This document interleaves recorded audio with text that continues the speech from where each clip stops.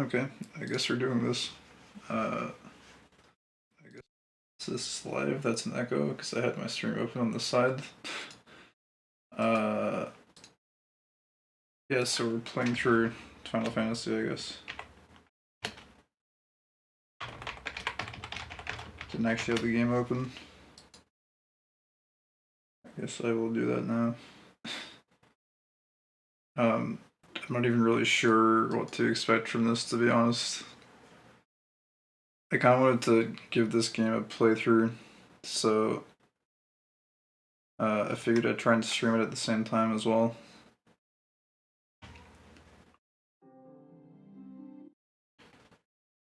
Oh, wait, I heard the game audio through my stream.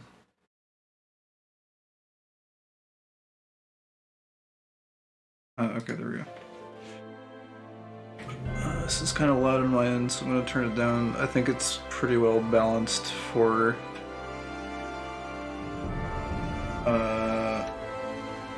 the recording, or the stream rather, or I guess both. Anyways, yeah, so we're just gonna start. I already made a character. I spent way too long on character customization.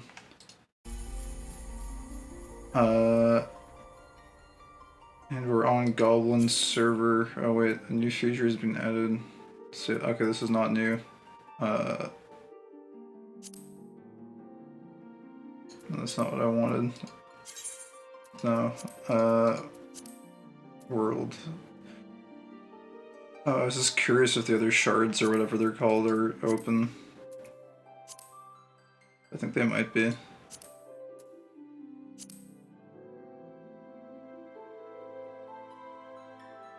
I'm just curious because like all of these were like completely booked. They were like jam-packed before when the servers first reopened. I think they're open now. Anyways, whatever. Let's just... oh wait, no. Yeah, this. Okay.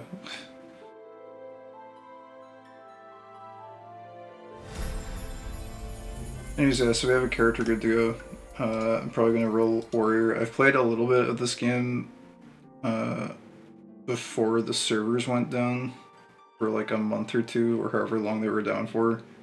I didn't play that much though, so this is basically a first playthrough, but I know like kind of the very basics. Oh, there's a queue. Great. Okay, well, I guess I should have maybe anticipated that there would be a queue. I should check the server status, I guess. This is something I'm not used to having to check. Okay, well, it's open according to the server status, and it's only 30 players. How long could that possibly take, right? This may have been a mistake.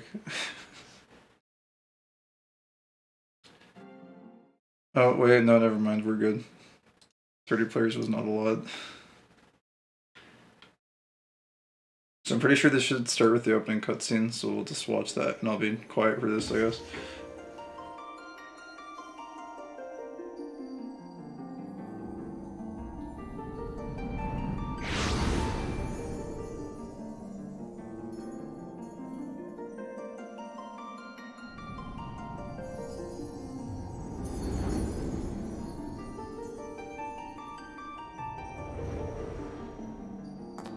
Here.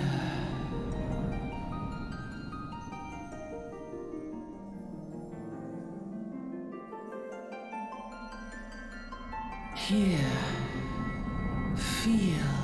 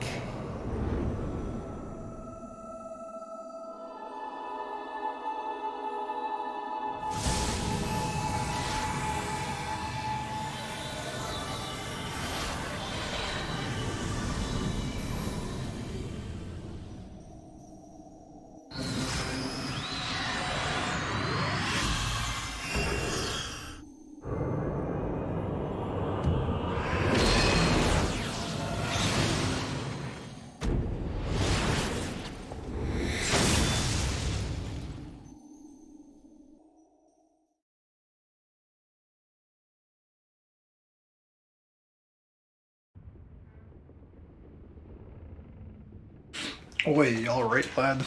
Okay, we're good.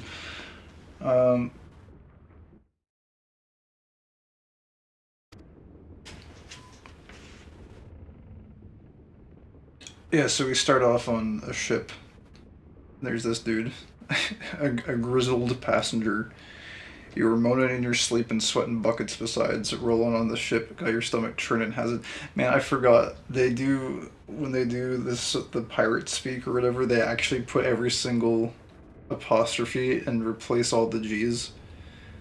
I remember trying to like read this in my head when I first played through the first little bit of this, and it's really tiring to actually read every single like IN, and it's actually kind of like difficult to understand it sometimes, but we'll make do with it. Don't like seasickness. Or wait, don't seem like seasickness now that I look at you. It'll be ether then, I reckon. I think it's ether, not aether. I'm pretty sure it's supposed to be ether. Some are most sensitive to the stuff than others see, and we ain't too far from Villebrand now, which is chock full of etherites. No need to fret though, you'll soon get used to it.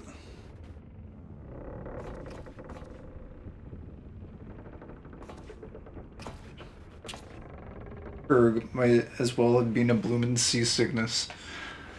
Erg might as well have been bloomin' seasickness. Ships leaping around like demented chocobo today. The text is really small and I'm really leaning back in my chair, so I'm like adding some words here and there. I reckon I might head out on deck, get myself a breath of fresh air. Limsa still a fair way off, in case you were wondering. Seeing as you're awake and all, how's about you keep me company till we get there? Them youngins don't much care for conversation, see? They're just snoozing. Any road, Brennan's the name and Pedlin's me trade.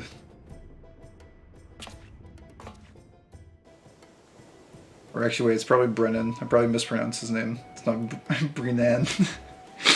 You know, these names and words are a little bit easy to trip up on, it feels like.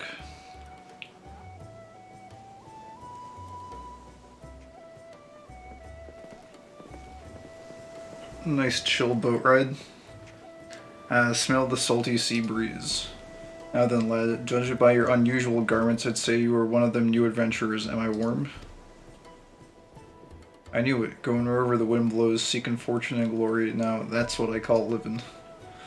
So long as you're avoiding dying, I mean, ain't no secret that adventure is a risky business, these days especially.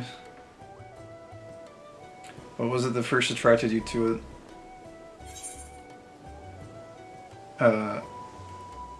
Oh, you actually had to pick. I totally forgot. We can give him the silent treatment. I don't... Why did I start playing this game? It's definitely none of those things, so I guess we'll just ... Nope.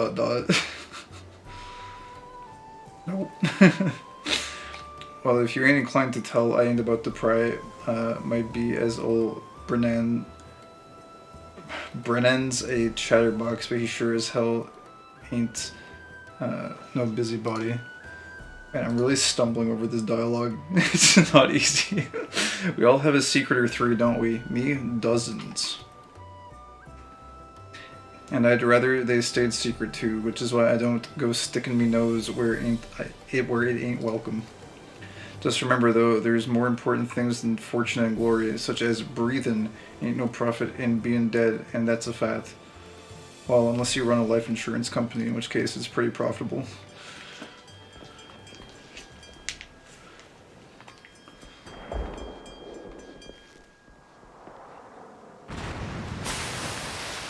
Ooh, ah.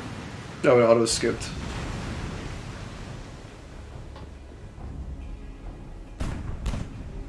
Ships off the starboard bow. Pirate colors. Pirates, bloody hells. Have ye no sense? Get below.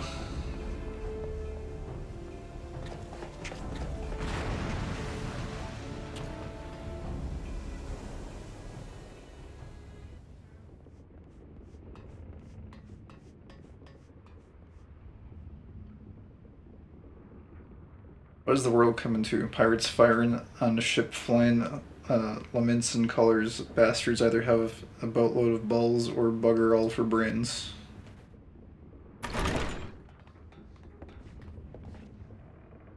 You can rest easy, friends. We've made it out of the cannon range, and no buccaneer's bark will catch this flighty temptress once the wind's in her sails. That was too bleeding close. Glad one of us kept his head on his shoulders. I reckon I'd have lost mine otherwise. If them pirates gave up the chase, we must be close to port. Let's head up on deck and have us a look, shall we?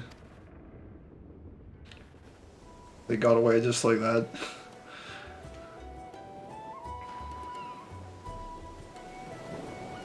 Oh, this mouse cursor though.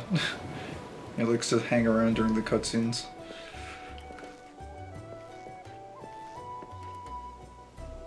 By the by, is this your first trip to Limsa Lominsa? Man, that's such a tongue twister. Limsa Lominsa. Is it your first trip?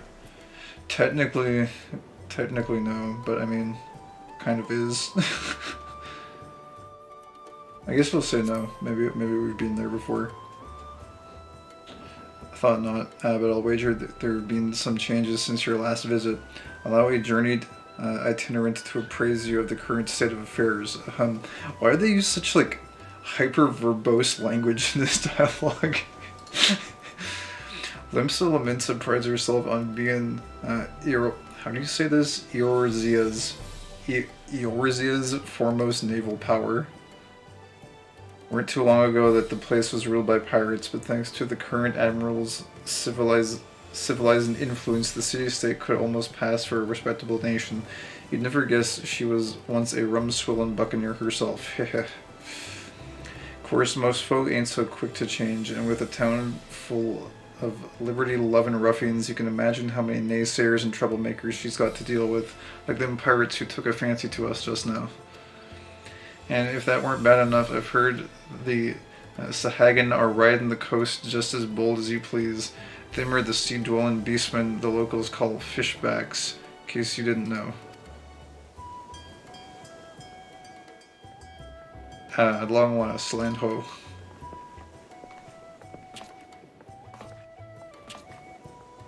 Behold, Limsa Lominsa, a nation blessed by the ocean's bounty and beloved of Lamlian, goddess of navigation. I don't know how to pronounce that.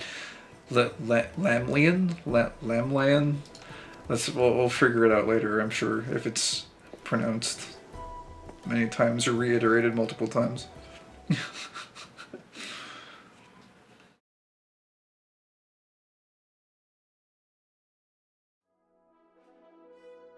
On a windswept isle in the southwestern corner of the realm,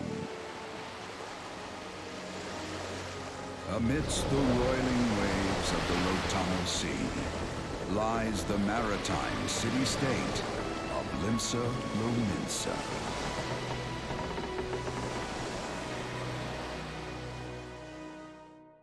To this haven for bandits and brigands, cutthroats and curs, seekers of both freedom and fortune, comes a lone adventurer.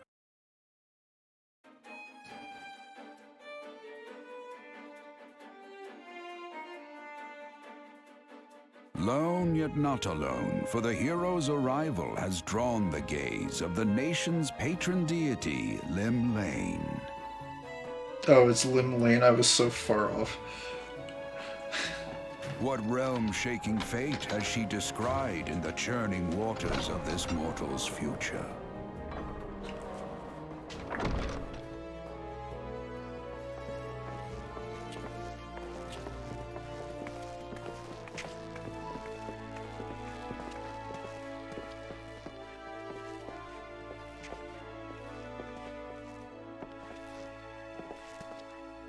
And here's where we part ways, son. I'm off to the markets to deliver me wares, then it's on to the high road for me. Here, I want you to have this by way of thanks for saving me arse earlier.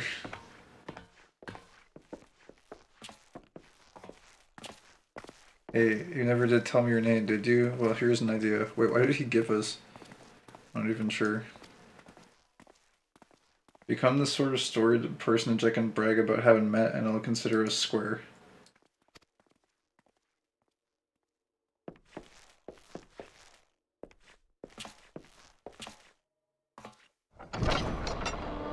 Through peril and hardship, discovery and triumph, may the navigator guide this brave soul on his life's voyage.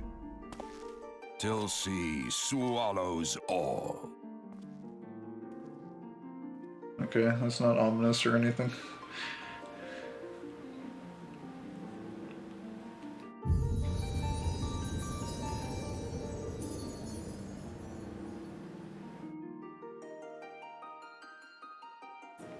Starts off with that classic boat getting attacked, I guess, and that's your intro. They do that in a few Final Fantasies. Although this one was like rather tame. It's like you get attacked and then you just kind of like get away instantaneously.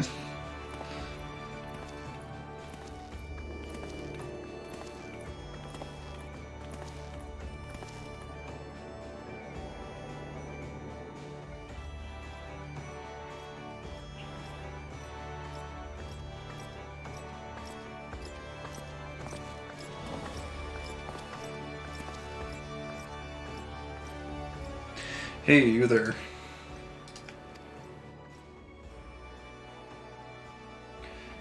Hi, I mean you. This is my district and I make it my business to know all the scum that washes up in it.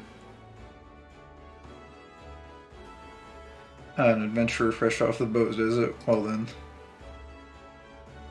Allow one of Limsa finest to set you up on the right path. Hop to it, lad. I haven't got all day.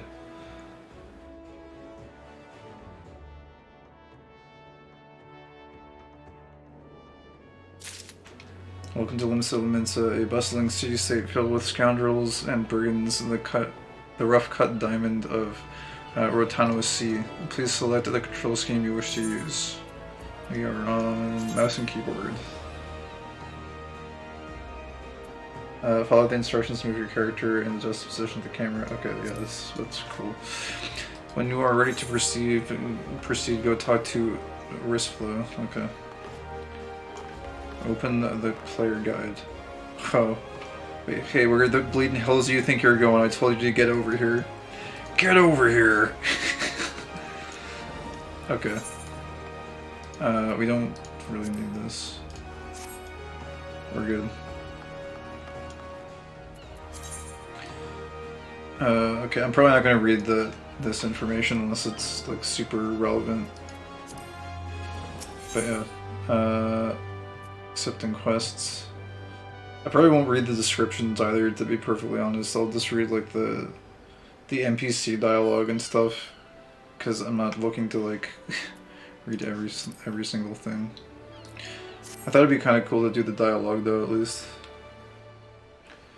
Now then, I'm sure you're itching to explore about what adventures are required to register here. Or no, wait, sorry. Now then, I'm sure you're itching to explore, but adventurers are required to register their presence in the city, and without a bit of local knowledge, you're likely to get your throat slit in some piss-stinking alley. So before you do anything else, get yourself over to the Drowning Wench and enroll with the Adventurers Guild.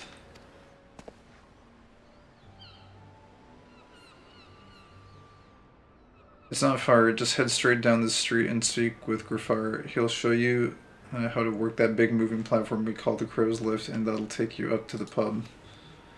Once you're there, look for a fellow by the name of Baderon. He's the proprietor of the Wench. He might curse like an ale-sodden sailor, but the man's got a soft spot for wide-eyed newcomers like yourself. He'll set you up straight. Got all that? Good, now run along, and may the navigator guide you on your journey.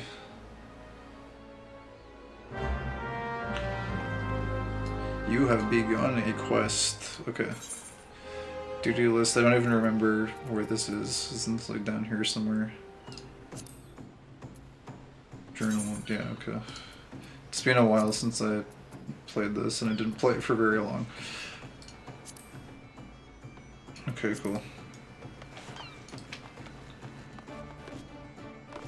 So we can bounce around.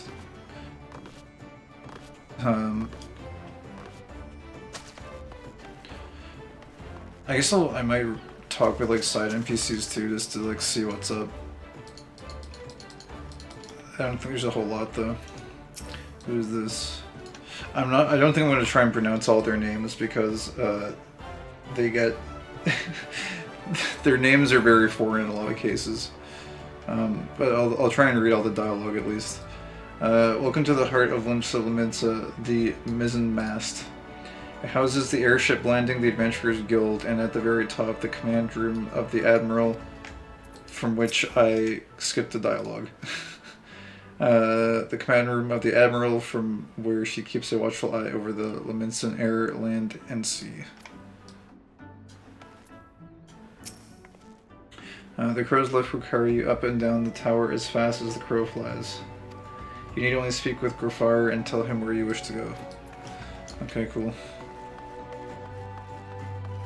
These names are like super difficult to pronounce. So it looks like Nedlika, Nintamo, Fuzimi, Grofar, Abelfar, Xanthiel. Well, Xanthiel's not too bad.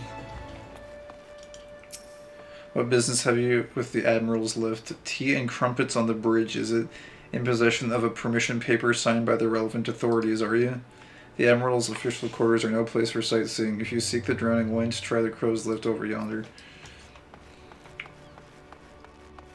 I don't know how long this is going to last reading all the dialogue, but we'll see. We'll see. Beyond the great Zephyr Gate of Limsa lie the midlands of Lanosia. The gentle wind that passes through the gate is said to be the sweet breath of the gods carrying life and fortune.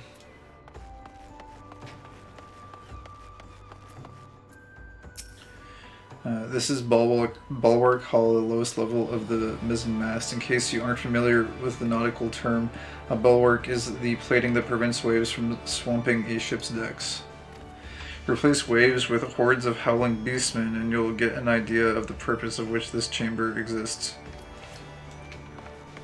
I'm pretty sure my reading is kind of rusty. Hopefully we'll de-rust a little bit here as we get going. Welcome to Limsa. If you have a mind to visit the Drowning Wench, the Crow's Lift will take you there. Take Crow's Lift.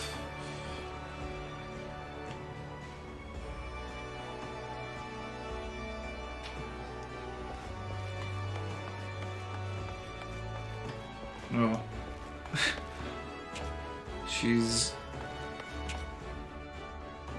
just doing squats, I guess. Most seafarers bloke meets are rougher in a barnacled hull, but these Liminsan scrags are something else.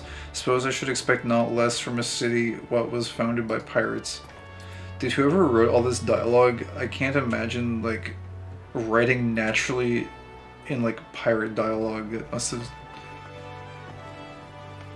been a special kind of headspace to get into. If it is rumors or like-minded fellows you seek, then you have made the right choice in coming to this tavern. It is a lodestone for all manner of travelers and explorers.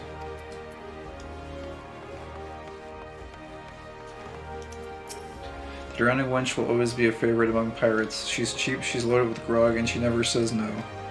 It's been a favored haunt of adventurers for nigh on 20 years, ever since a retired freelance and his comrades established the Adventurers Guild here. Complete your quest by right-clicking. Okay, cool. I'm not done talking to people. As one of the smiths, I provide guidance for those just starting on the path of the adventurer. For the present, I suggest you learn your way around the city, an endeavor with which Baderon shall no doubt wish to aid you. God, these guys are so wordy. They say so many words.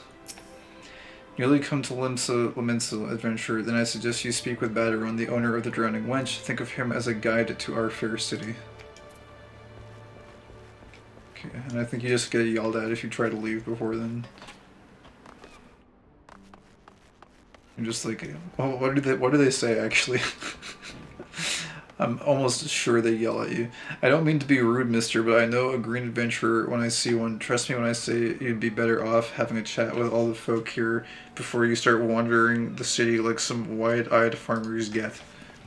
Okay, well they don't really yell at you, but they tell you to just stay.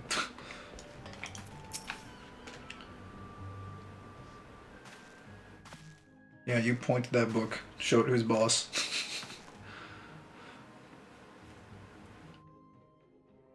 This guy looks a lot like the other guy that was on the ship. Rootin's 2D lad, and he talks the same too, of course. What'll it be? But you ain't here for drink, are you? You've come with a mind to try your hand at adventuring, I reckon. Well, you'll find no shortage of work here in Limsa. The name's Baderon, and this most hospitable hostilities is the Drowning Wench. I really hope they stop talking in pirate speak at some point, because it's very tiresome to decipher what they're trying to say. 'Tis also the home of the Venturers Guild here in Limsa. That's why we've got a desk especially for handling guild business, and why I seem to spend more time saving the necks of whelps like yourself than wetting the throats of me regulars. Venturers have a knack for finding trouble, see? Not that they need it in these parts, on account of there being trouble wherever you look. If you manage to stay clear of the fishbacks and the kobolds outside the city, the pirates on the inside will get you instead. And if they don't manage, there's always the Garlean Empire to finish the job. Oh, no one knows what they're planning, no curse. But if they're planning anything, you can be sure it's to kill the lot of us. Hi, this town seems peaceful at a glance, but look again and you'll see people living in fear of what tomorrow might bring. And who can blame them after everything that's happened? Erisia took a mighty blow during the calamity, but our homes weren't the only things what got wiped off the face of existence by that thrice damned bastard of a dragon.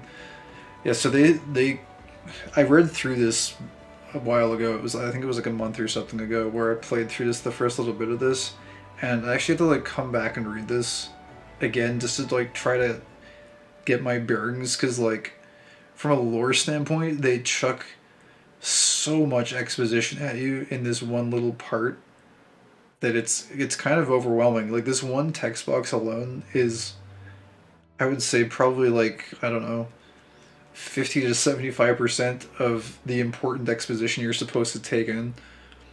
So there's like a calamity, and then there's like they mention a dragon. It took our bleeding memories too, and no one's been able to explain it in a way as makes an ounce of sense. So it's like calamity happens and a dragon comes through, and then their memories get wiped. But if you're just like running through this really fast, it's pretty hard to like miss all that stuff. None of the folks outside and live to tell the tale seem to agree how the tale actually goes. 'Tis all foggy, like recollections from an hard night on the ale. You can imagine why people might fear for the future if they can't rightly recall the past. But there is one thing we all remember, and that's the group of adventurers what laid down their lives to drag Erisia back from the brink when she was bound for the abyss. Well, I say we remember. Truth is, though, we ain't forgotten what they did for us. This God's damned calamity spawned memory loss robbed us of their names. It won't even let us picture their damn faces. 'Tis like staring at a gull flying in front of the sun. All you see in your mind's eye is a shadow set against a blinding glare. And that's how every bugger describes it, by the way. Give or take the odd gull. It's this what's got people calling these heroes the Warriors. The Warriors, yeah, clearly from the Mario franchise. The Warriors of Light. I swear it feels like my mind is having to do gymnastics just to keep on keeping up with what this guy is saying. If Limsa's ever going to put this time of darkness behind it, it's going to need adventurers to help banish the fear. It's going to need new heroes like the ones we lost. Maybe one day you'll be one of them, and that's why any aid we can give to a venturer is effort well spent. What say you, lad? You willing to lend us your strength? Methinks to ye, and to the navigator and all. I knew she'd steered ye my way for a reason. But listen to me, gathering on like a sun-touched fishwife, 'tis aye time we got your mark in me book. Put your scroll right there.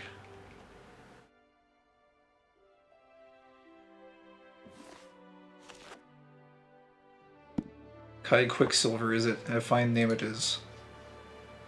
Congratulations, you're now an upstanding member of the Adventurers Guild. You there, adventurer, you sailed in on the last ferry, did you not? The captain reported being attacked by a pirate vessel, and several witnesses have testified independently. It's so... it's so nice to be reading non-pirate speak. Sorry, I just had to stop there in mid-sentence, because it's like... it's actually discernible, normal dialogue, relatively speaking. It's such a difference. The captain reported being attacked by a pirate vessel, and several witnesses have testified independently that a passenger matching your description went out on deck mere moments before the incident took place. Sending your friends signals, were you? Now, hold on just a moment there, officer. You've got the wrong bloke. Bloke. This fine upstanding young gent is me dear departed grandma's sister's niece's cousin's closest companion. The lad wouldn't be caught dead fraternizing with such unsavory elements. Is that right? You surely are aware of the recent kidnappings. Respectfully, then, we cannot be too trusting of outsiders at a time when the loyalty of even our closest friends is in doubt. Aye, you make a good point there, officer. A very good point. Very wise. You needn't worry, though. I keep one eye open at all times. Me and two more often than not. Wait. You needn't worry, though. I keep one eye open at all times. Me and two more often than not. Now, sir, what say ye to a tankard o' me finest ale afore you return to your duties? I get what he's saying. That sentence, though. Ye needn't worry, though. I keep one eye open at all times, me, and two more often than not. Okay, it only took me 3 times to actually, be able to read that without stuttering. Not a watered-down cup of piss like last time, I should hope. Ain't got the faintest idea what you're on about, officer. The wench might offer some of the cheapest grog this side o' Strato Myrtlethor, but that don't mean it won't get you good and pickled. And look, there's a chair over there just crying out to be sat on, so kick off them heavy boots, eh?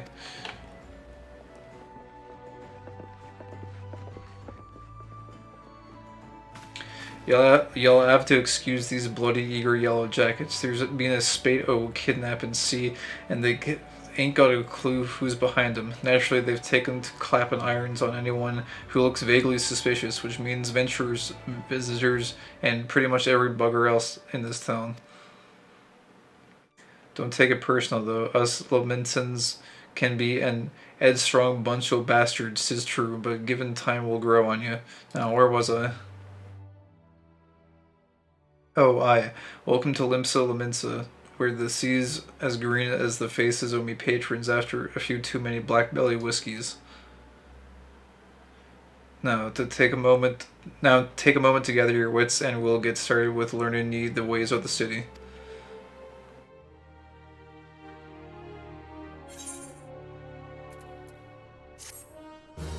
Quest complete. Read the pirate man's dialogue. That was a really difficult quest. I don't think the XP reward was worth it, to be perfectly honest. This concludes the introductory game tutorial. Oh, okay. You have taken your first steps as an adventurer. Listen well to the wisdom of Baderon Tenfingers. Wow, Baderon Tenfingers. What a unique pirate trait. He has 10 fingers. How unusual. Then go forth and discover the incredible adventure that awaits you. Okay. Oh wow, we got a level up. How cool. I guess it was worth the XP after all. Baderon Proprietor of the Drowning Wench wants you to perform 3 tasks that will help you learn the fundamentals of adventuring. Alright then, let's start off nice and easy with 3 tasks what'll help you get used to life here in Limsa. Firstly, if you head down a floor, then point your nose to the west, you'll get an eyeful of the great glowing crystal in the middle of the courtyard. That's an etherite, a device what can move ye from one place to another in the blink of an eye. Ain't no swifter way to travel, provided there's an etherite where you want to go, of course. Have a chat with the yellow jacket on guard down there, and you'll be treated to a lecture on the workings of the device. Before you do that, though, remember to touch the thing. Strange as it sounds, it won't work till you have. For some strange reason, unless you click on the mechanic in the game, the fast travel system won't work. I can't explain why. Second on the list is the marketplace. You'll find weapons and armor and all your venture and bits and pieces for sale in the district what lies beyond the etherite. Don't go throwing all your gil around just yet though, or you'll get fleeced quicker than you can say, "Why is me coin purse so light?" Have a word with Swazblade instead. He's the lead of the Merchants League, by the way. Give him this old octant and he'll treat you well. For the last of me helpful hints, I suggest you meet some fellow axe wielders at the Marauders Guild. I guarantee you'll learn a few new tricks for swinging that edge splitter o' yours if you join their crew. Blothota at the front desk is the one to get you started. Jeez. Got all that, lad? Seeing to them 3 tasks will take you on a little jaunt around the city and help you work out where everything is. No, I've best be getting on. Run along, eh? Bugger, there I go sending you off without telling you somewhat crucial. That bloody calamity's made a right mess of me memory, I swear. Well, that or the ale. Any road, while you're out, if ye happen to pass any poor sods what look like they might need your help, consider giving their tale of woe a listen, eh? Sounds like a chore, I admit, but you never know what interesting opportunities could be lurking out there, just waiting for you to stumble on them. For example, Ninya over yonder has been casting glances at you since you waltzed in. Why not lend an ear and see what she has to say? Aye, you're like to find yourself running odd errands in the beginning, but once you build up a reputation as a man folk can trust, the jobs will get harder and the rewards more generous. If you've the time, I'd also seek the advice of Smith, Ear, and the Wench. The lads, as bear that title, have some fine advice for them what are just starting out in the... Sorry, I'm actually... It feels like my mind has run a marathon trying to keep up with trying to pronounce how this guy speaks. If you've the time, I'd also seek the advice of the Smith, Ear, and the Wench. The lads, as bear that title, have some fine advice for them what are just starting out in the profession. And that, my lad, is how you go about becoming a legend amongst venturers. Here he is. He gives us a wave. Hey kid, you want to talk to someone who doesn't speak pirate for 5 minutes? Quest accepted. Go talk to non-pirate people. To leave the Drowning Ones, you must accept the quest, making a name by speaking with Ninya. But thou must. Thou must accept the quest. Okay, we got some navigation and the main scenario quests. Oh man, okay.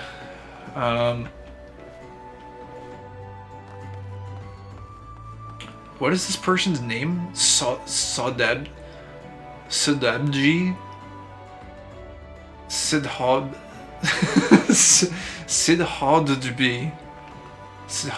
I can't even say that properly. You only come to Limsa. Okay, I think this is the same dialogue.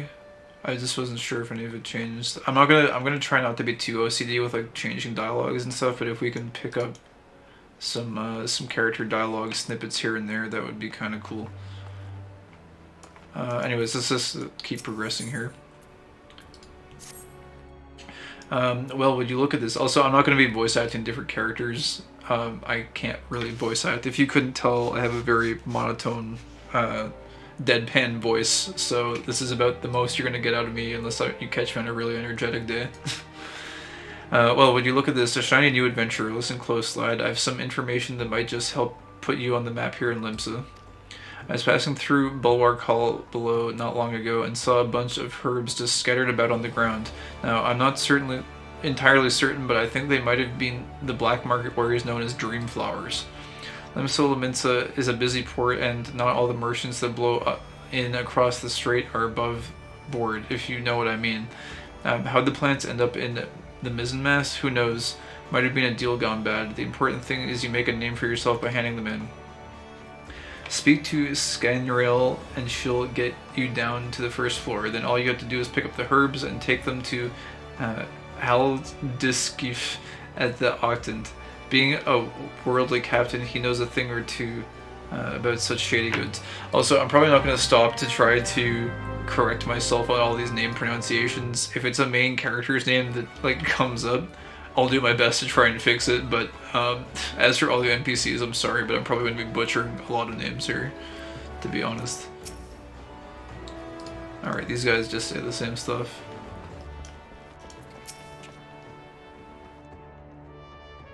Alright, that's all the same. And also, I don't know how long we're going to do like full NPC narration and stuff, but I don't know. I felt like it would be kind of cool just to like try and slow roll it. My natural playstyle is to just like blaze through all the dialogue, but I kind of wanted to like take a different approach to the game and just kind of slow roll with it, and I don't know, just try and buy into the story a little bit. We'll see how it goes. You wish to visit Bulwark Hall below. The Crow's lift is ready when you are. Yes, take the lift. There's a quest series later on that has this like a random side character, and I mostly skipped the dialogue. I was just kind of like skimming through it, but it was kind of interesting. Like the side character development that they sort of do seems interesting in this game, so I kind of feel like it was worthwhile. Like I kind of wanted to go back and do it again and like read the dialogue. Of course, I wasn't reading everything out loud. Although basically what I'm doing right now is just reading stuff out loud to myself in a room. But it felt a little bit more insane to be doing it like without streaming or recording, so.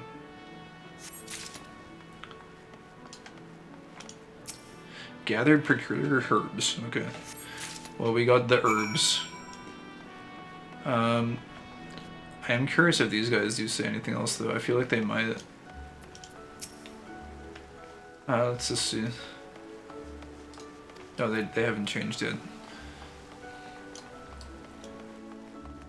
Oh, this guy has to say something else, right? Is he happy now that we went and talked to the people upstairs? Oh, there, adventurer. How fare you on the all-welcoming streets of Limsa? Aye, the open arms of the city gather in some rough-looking sods. Wait, I did read that already, didn't I? But under all the grime and cussing, they're basically decent folk. Actually, no, I didn't. For the most part. You have any troubles, the Yellow Jackets are here to help. Feels good, man. Yellow Jackets are pretty nice when they're not trying to arrest you. Hey, it's this guy, Aldiskif. Yes, yes, I'm Aldiskif. You have some herbs you wish me to examine. Okay, I think we just... How do you do this again? Hand over. Yes, as you suspected, these are highly illegal blooms known as dream flowers. They are the prime ingredient in the creation of somnus, a substance whose fragrance is said to lull the sniffer's mind into the sleep of death. Forgive me, I could not resist the jest. These herbs are not more than Althic lavender, a common enough export from Limsa. In fact, these probably spilled from crates that were loaded onto my very own ship. I think someone has been having a bit of fun with you, son, but not to worry. You've learned a few things and made a new acquaintance. Well met. Okay. We got debated. Alskiv, a captain of the trading ship for Ryan, has some information that might benefit your standing as an adventurer. I guess like these quest things I might read too, just because they seem to like prime the dialogue a little bit. We'll see how I'm feeling though if there's a lot of quests. By the way, thanks for delivering my scattered lavender. I have a nugget of information that may prove useful to you. You see, I was recently approached by an unkempt seafarer, which is not, I admit, particularly unusual for a man in my profession. What was unusual was that he offered a generous sum of gil to be introduced to any adventurers I might know. In my experience, sailors are not known to carry such a wealth of coin about their person, especially with the alehouses of Limsa Lominsa so close at hand. Kidnappings have not been uncommon these past moons. I suggest you take this information and speak with Glazer. Okay, there's a guy, like, playing guitar, and it's... I'm not being able to follow what this guy was even saying. I think he was talking about kidnappings.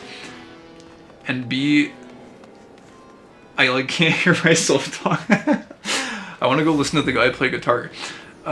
I suggest you take this information and speak with Glazriel, the guard who stands at the entrance to East Hawker's Alley. It never hurts to show a spirit of cooperation to the authorities, lad. Okay, Kosik said, who's playing guitar? I might need to just like turn down the audio when I'm reading quest dialogue, because I don't think it should be too loud on the stream side of things. Using items. Okay, we're good, dude. We know how to use items. You click the buttons. It's... What did this person want? Dynastium of the... Again, I'm going to just like skip over these names because they're way too complicated for me to spend too much time on them. But yeah, Dasheim of the Brigare Consortium seeks the services of a conveniently unoccupied adventurer. Oh yes, we're so conveniently unoccupied. Excuse me, sir, but might you have a moment or two to spare? You seem the type who enjoys being accosted for menial tasks. And I require someone to make a delivery to the dutiful sisters of the Edelwist. Yes, of course. Menial tasks, my favorite. I wouldn't be surprised if you hadn't heard of them. The sisters prefer not to advertise their presence here in Limsa Lominsa. They do, however, provide a rather unique service of which the Brugere Consortium has recently been the beneficiary. I would have you deliver this package to their doormen onward, along with our profuse gratitude. Oh wow, they actually have an animation of handing it over. How elaborate. So do these guys have like post-quest dialogue?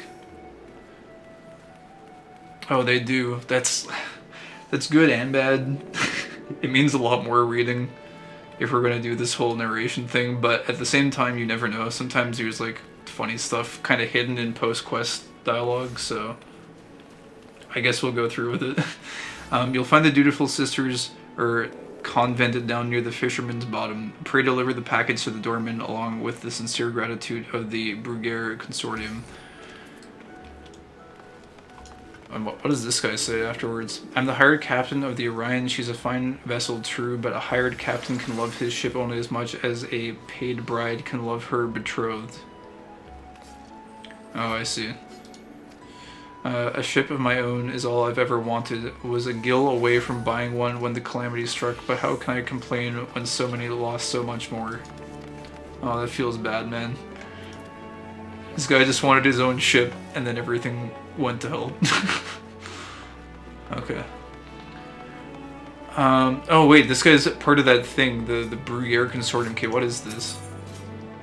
Oh wait, what is it? Oh, it's an actual vendor. Is it? Yeah, it is. You can actually buy stuff here. Cherry Bomb Minion. Okay, well we're flat broke because we just started, so we can't afford anything. But we can browse. Wait a minute. I Am the Sea Orchestra and Roll. Music roll for I Am the Sea? Wait, is that like a music list? Oh, I think it is. Maybe we can like learn how to play a virtual instrument. Wait, Glamour Dispeller, Clear Prism. Okay, whatever. This guy sells some odds and ends that seem non-mission critical. Wow, there's actually a ton of people online. When I played this again, I've mentioned this like 3 times now, I think, but when I played this back like a month ago before the servers went down, this place wasn't as lively, but wait, Cookie Uwu. I think I was like browsing the stream list and I saw like there was some like guild or like clan or something called Uwu recruiting, but I think Uwu is a pretty common name these days, so probably not the same thing. Alright, taste shops. And let's see if I can remember how to like use this. Also, I guess we should get the ether right here. I think you just like... Yeah, there we go.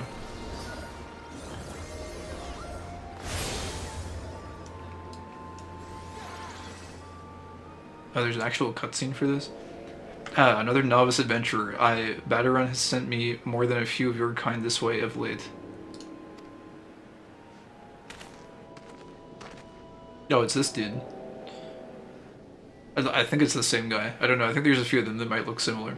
I am Sundemel, one of the Yellow Jackets tasked with keeping the peace in the city. It is also my charge to provide guidance in the use of this device. Fear not, I shall be brief. Oh yes, I was trembling in my boots at the swaths of dialogue you were about to throw my way. Aetheroids are crystalline structures that tap into ethereal energies. They are primarily used as a means to travel swiftly from one place to another. Return and teleport, the most common transportation spells, make direct use of aetheroids and their connection to the flow of ether. And these devices are found in almost every corner of Eorzea. I'm still not sure if I'm saying that right, but we'll go with it. Any adventurer worthy of the name will wish to seek out and attune himself to each one. Once you have expanded your horizons beyond the walls of the city, you will soon find yourself performing the act of attunement as a matter of course. There is, however, no need for unseemly haste. The aetheroids found in and around the city will be sufficient for the present, I assure you. Should you wish to learn more about aetheroids or transportation magic, I will be here to answer your questions. Return learned. This thing looks so cool at night. You attune with aetheroid. You are now able to use return spell. This thing kind of reminds me of a pylon from StarCraft. You must construct additional pylons. Alright. Oh wait, that was actually a quest. I didn't realize. I guess there's a lot of like tutorial-based quests still floating around here. Oh, dude. Oh yeah, there's the goblin guy. I liked this guy. The goblins like speak in a really interesting way. I think. Proper procedure. The goblin merchant Sweetnix appears to be in some distress. Sweetnix rosy cheeks. Sweetnix is beauteous gobby and craft smart trade maker. Yeah, that's right. They speak in a weird way.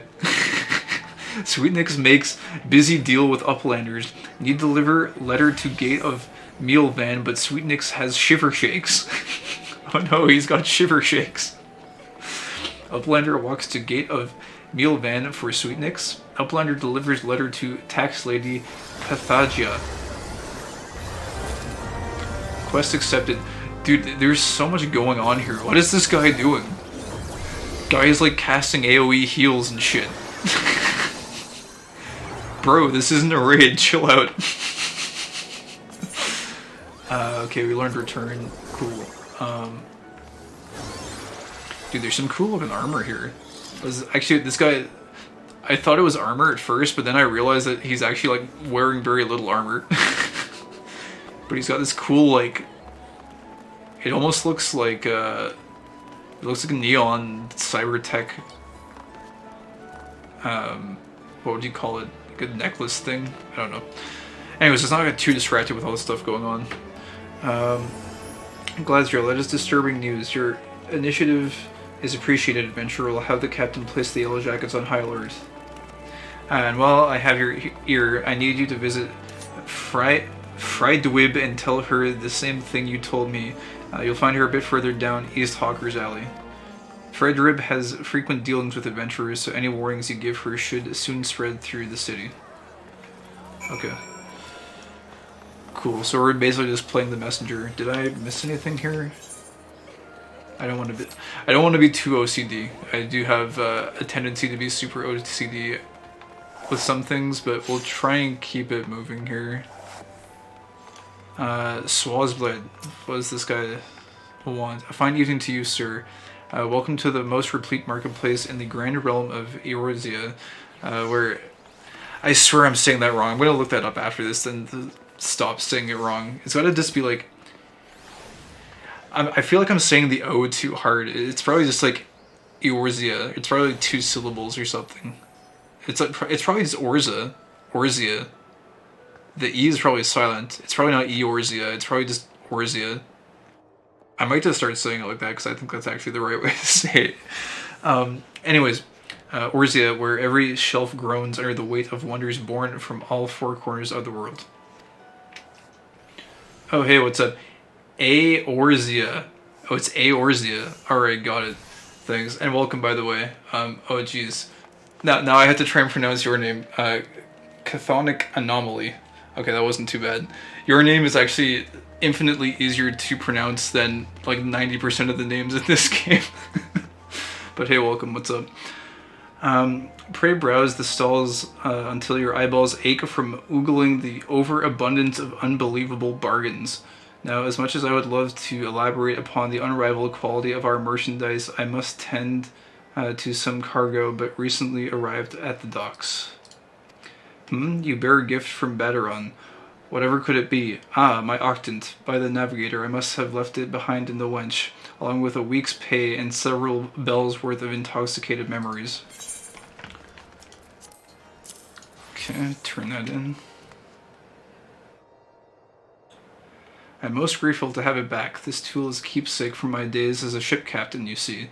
Needless to say, your good deed must be repaid, and what better recompense than the wisdom of a master merchant? If it is simple and sturdy adventuring equipment you seek, you need look no further than the east and west arms of Hawker's Alley. Lest you doubt, each gil you invest in arms and armor will be money well spent.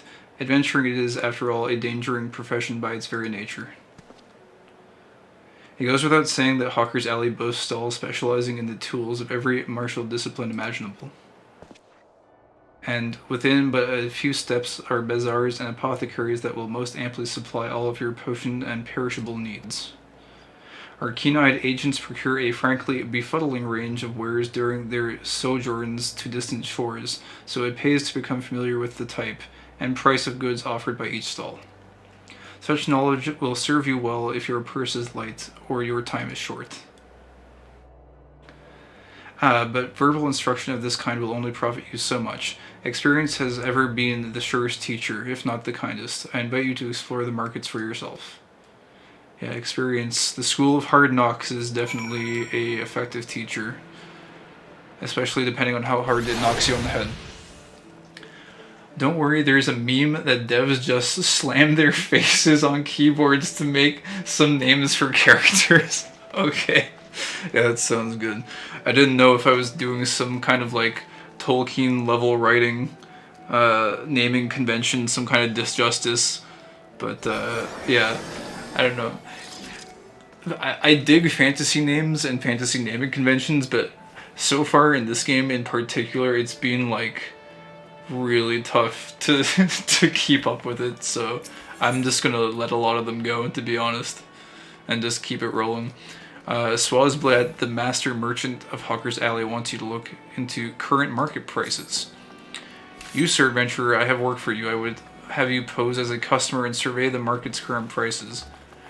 This is actually, yeah, this is kind of cool. I remember skimming over some of this.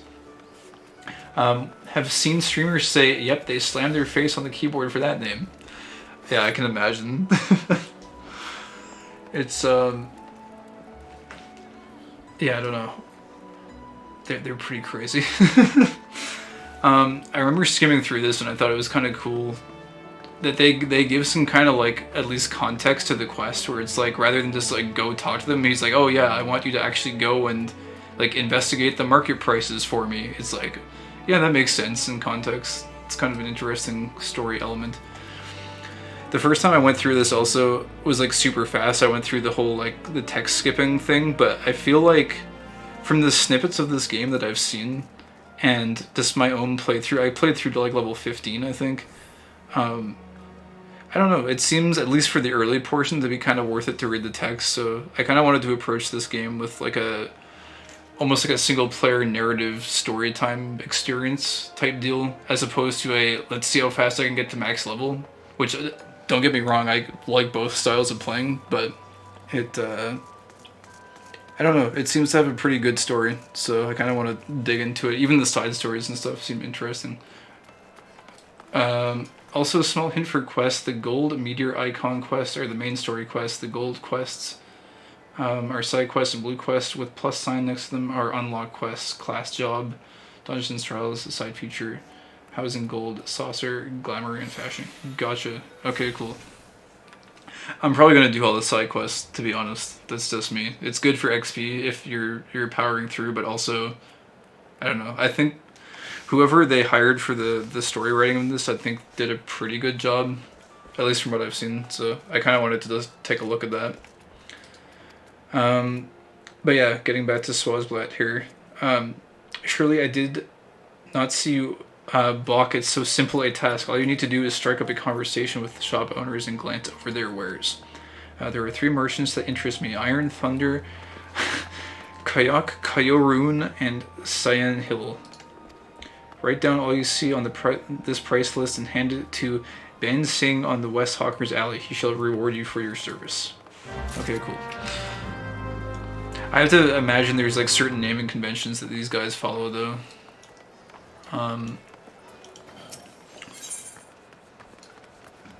And I think I've gone through and like looked at this stuff before. So the reagents, I'm guessing this is all just for like crafting stuff later on for professions. Oh, this person actually sells two sets of things. And yes, it is kind of meant to be taken slowly. A lot of quests that seem meaningless early on end up helping build the world as a whole.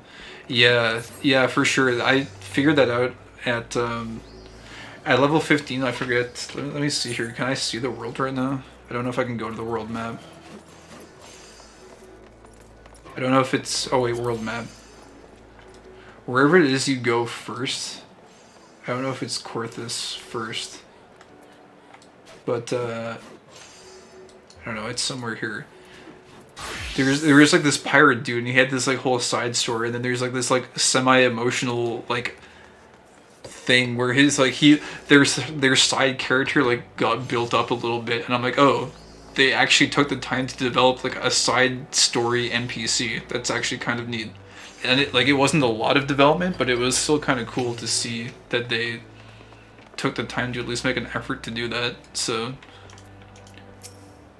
I'm like, if they're gonna take time to flesh out side characters and stuff, why not take time to actually read it?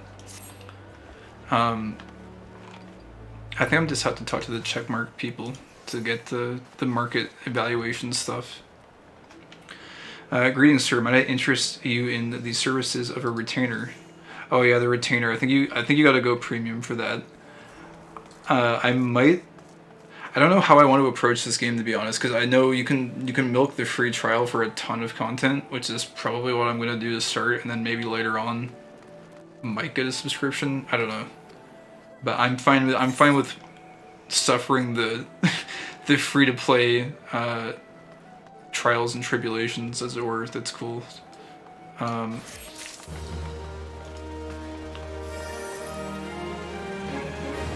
Okay, I think we just need to talk to... Oh, wait. I think that's like quest dialogue. Well met, lad. Cast your peepers over these beauties. Not a spot of rust to be found. Every piece fresh from the forges of Naldik and Vimelis. Also, I might get drained kind of fast because I had to read through all the pirate dialogue at the start, which I feel like honestly took a bit of a mental tax on me. I feel like I ran a small narrative marathon. Oh wait, was that everyone? Oh no, I think we have to go, do we have to go deeper into the market? Let's see. Oh yeah, I do. I have to go like pretty far here. I don't think there's any side NPCs here though. These guys they just sell you stuff, I think. Yeah, they're not much for talking.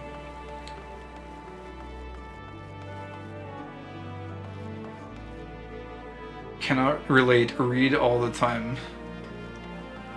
I don't know, I used to do a little bit of reading, but I'm like super out of practice. Oh dude, this guy looks beefy as hell. He's only level 26. That armor set looks sick. That's another thing I liked about this game too, was all the like the armor sets look really cool, and the glamour stuff looks cool too. This game has a lot going for it. Wait, what is this? This is like I guess this is like a glamour swapper or something. This here's Hawker's Round, where east meets west. This place bustles with buyers and sellers both.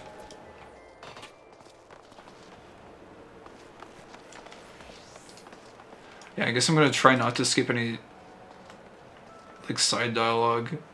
Seem you safe to the... Okay, well, I guess there's people that say like random stuff too. Random side NPCs.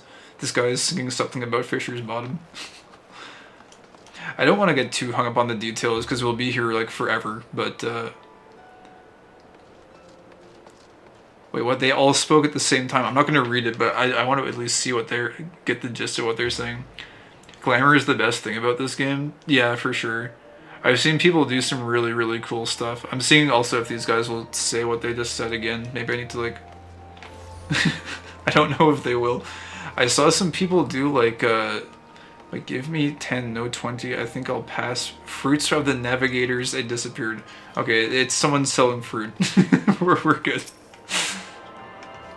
I saw someone do like, they had like Toho cosplays for like so many different Tohos, and it was kind of impressive, honestly, how diverse all the glamours were that they were able to accomplish that, and they actually like looked semi-accurate, to be honest. Quick travel throughout the cities now. It's okay, yeah. Quick travel, we're good. Get this out of here. Oh, it's this guy. It's Caillou Ruin. He's got all of his stuff. Caillou Ruin welcome customer. Caillou Ruin loves his lovely trade. Caillou Ruin's goods are goodly made. Okay. Can I actually buy stuff from him? Caillou Ruin select best selection. Priceless prices for shoppers to shop. Customers' custom is truest truth. Wait, he's not a goblin though, right? Or is this a goblin? I actually don't know what goblins look like in Final Fantasy. They mentioned the Navigator, which is one of the 12 gods. Had a paladin who looked like Link in Heaven's Ward. Kept wiping us cause was the healer and couldn't stop laughing. Oh. Nice. I guess, yeah, paladins would be good healers. I still don't know what I'm going to play main class in this. I don't know enough about the game, but I'm probably just going to roll a warrior to start and kind of go from there. Also, I guess this guy doesn't actually sell anything.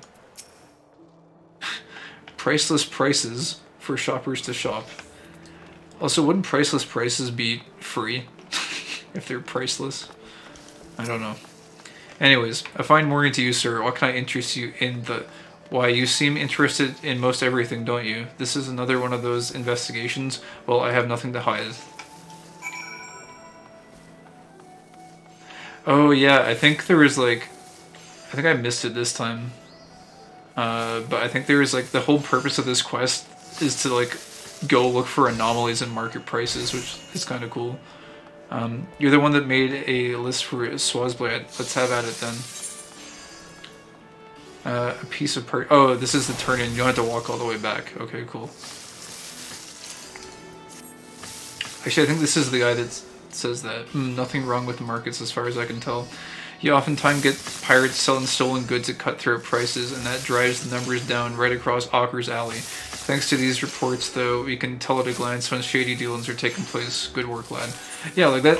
I found that was pretty cool too. It's like they have a tutorial quest, but they like tie in a little bit of lore of like, oh yeah, you have problems with like people bringing black market goods into the market and driving the prices of everything down, like crashing the stock market basically.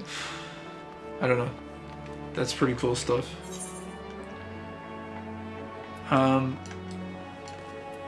Okay, I don't think we need to backtrack yet. I think I've done this part. You basically like go all the way through here and then you end up there and then you teleport back and then do some other stuff. Market board. Oh, you can't use market board on free trial. I guess so you don't have people making alt accounts and like doing a bunch of like undercutting action or something, I guess. Or maybe they don't want like a bunch of free players screwing up the economy, because I could imagine that might be a thing too, like devaluing everything. If you think that's cool lore, wait till you get into Shadowbringers. I can imagine there's a lot more interesting stuff than that. I'm the kind of guy that appreciates like the small world building elements that go into stuff. So it's just like it's less the like the big like you should pay attention to this like main event scenes, and more of like the amount of detail they put into like the subtle world building. But I can imagine they might have done a good job of doing other subtle stuff and side quests along the way. Also, we've got Thubirgium, the Guild Master. Salutations, do you come with questions? Are you perhaps perplexed by the nature of Arcanema? Not the arcane, it's Arcanema. Oh, you can't... Wait, I don't remember this actually. What do you do here? I am the Thubirgrim. Oh my god. I almost said grubby there. Made me think of the Warcraft free player. I am Thubigim, and it is my responsibility to manage the Arcanas Guild while our guildmaster tends to other matters. Receive regular reports on his research into advanced Arcanema. Thus, I am disinclined to be overly critical of his inconvenient absence. What is Arcanema? The roots of Arcanema can be traced back to the esoteric calculations practiced by the people of the South Sea Isles. It was their efforts to express the nature of ether in mathematical terms that gave rise to the exacting science that we practice today. These definitive formulas are represented by arcane geometries, patterns that allow arcanists to manipulate etheric energy and produce specific effects.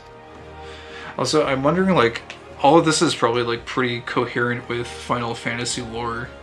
I know like every Final Fantasy is a little bit different, but from what I heard from some people talking, like I think this one is based off of, I think maybe based off of 13. I'm not sure about that though.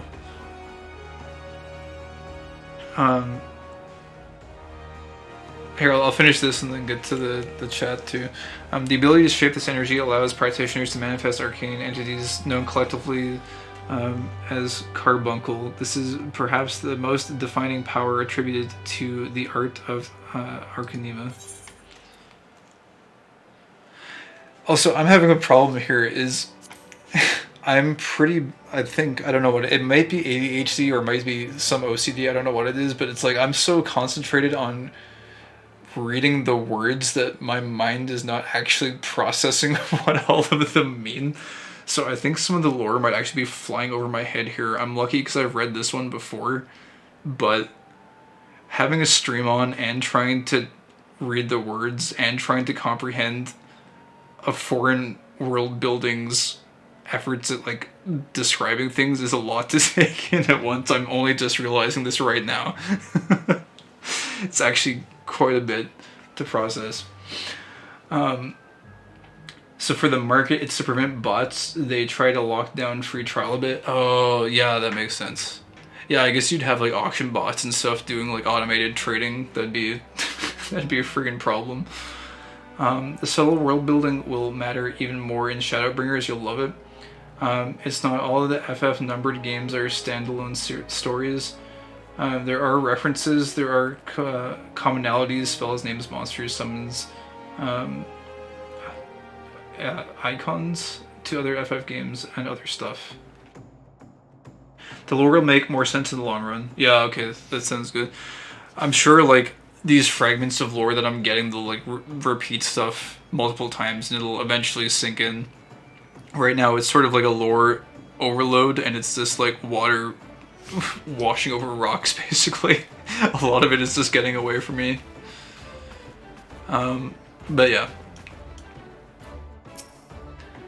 Being a customs officer often feels like a thankless job. On any given day, a dozen strangers will accuse you of high sea robbery. I must constantly remind myself that what I do is for the good of the nation.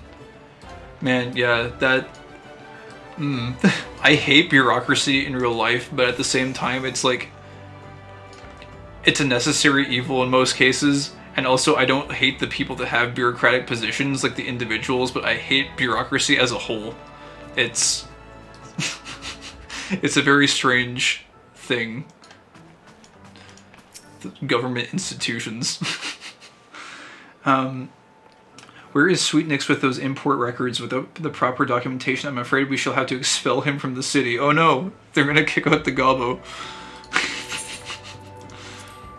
Wait, what is this? What does it say? The only thing written on this slip of parchment appears to be a mess of squiggly lines and randomly positioned ink blots.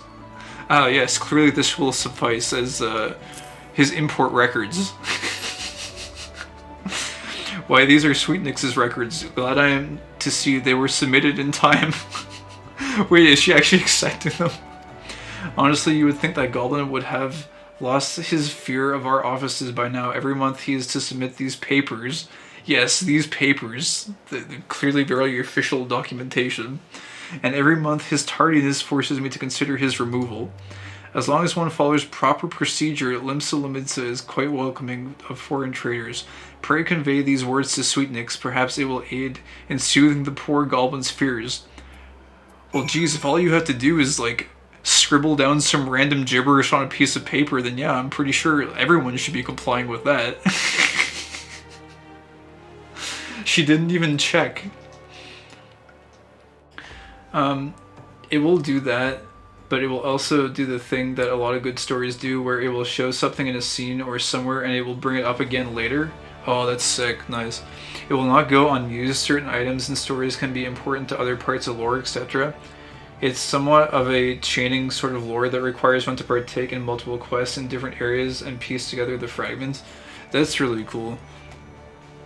Man, just for like a full disclosure, like going into this, since this is like the first time I'm streaming this too, it's like, for me personally, there's all kinds of different ways you can approach a game, and I've been kind of like, I hazard to say like hardcore gamer, but like I'm one of those people that tries to push to like be really efficient and like min-max and all that kind of stuff, and that's cool. I guess I'll get to that part of the content later on with like dungeons and stuff, but as far as mindset goes for approaching this game, I actually wanted to like strictly approach it as like a slow burn type deal and like really go through the story stuff. So like, yeah, I don't know. Because like it's easy enough to go through and rush all the text, and I did that to level 15, but I don't know. It seems definitely worthwhile to like kind of dig deeper. And another thing too is, in a lot of these MMOs and like action RPGs and stuff, you have these really cool stories, but I would hazard to say like 90 to 95% of players like just go through it really fast. And the people that are in charge of writing these stories, they put like so much time and effort into it. I feel like it's a crying shame that more people don't actually take the time to like get this story element, and they just rush for the gameplay element. I don't know. But yeah, anyways, I'm gonna stop rambling. I have a tendency to do that as well, so we'll just keep going here. Some people are really good at like rambling while they do things, but since you're trying to like extract lore snippets here, if I ramble, it means we can't progress the story, so I'll try not to ramble too much. We'll save the rambling for when we get to the open world grinding quest stuff. Maybe that's the best stuff to do, or the best way to do it. But yeah, here at Bielvan's Gate, we inspect all goods that are imported into Limsa Limitsa and collect duty as the law requires. Some merchants, however, seek to evade this obligation, and we must chase them down. I'd be grateful if you could deliver these 2 ledgers, one to a man named Sund Himmel, who I'm sure you'll find at the Octant. I think we met him earlier, actually. And the other to a woman named Letitia, who works at the Bismarck. Yeah, it's not a game to be rushed, it's a journey, which you've laughed from several times already. You're already in the journey in a way. Yeah, for sure. There's a part of me... Here, let's do the... I have to remember, there's running time too, so like maybe I can ramble while we run and try to like extract as much talk as we can during areas where we don't have to run. So you want to be an Arcanist. I don't, but I'm sure they'll confirm that, right? Welcome to the Arcanist Guild. It is here that we research and develop the field of Arcanema. I gotta get used to saying Arcanema. I'm so used to saying like Arcana or like Arcane, but Arcanema is a little bit of a trip up.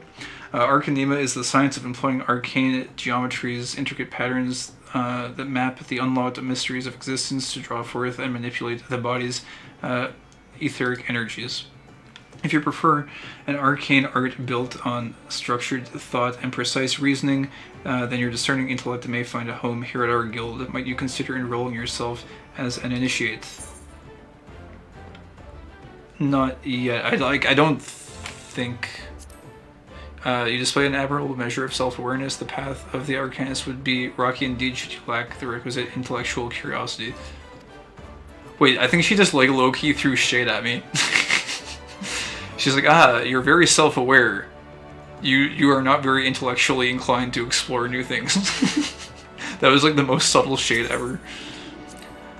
Small talk. Welcome to the Arcanist Guild. This institution was established at the express order of Admiral Merlwib, and the research and recruitment we conduct is funded by Limsa Laminsa's governing body.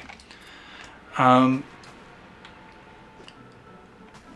not even sure. Oh yeah, over joining this. I don't know if you can join this. I know you can be every class technically, but I don't know if like joining the guild like does anything. And you need to hit level 10 and do part of the main story quest before you can unlock more classes to play. Okay, yeah, cool.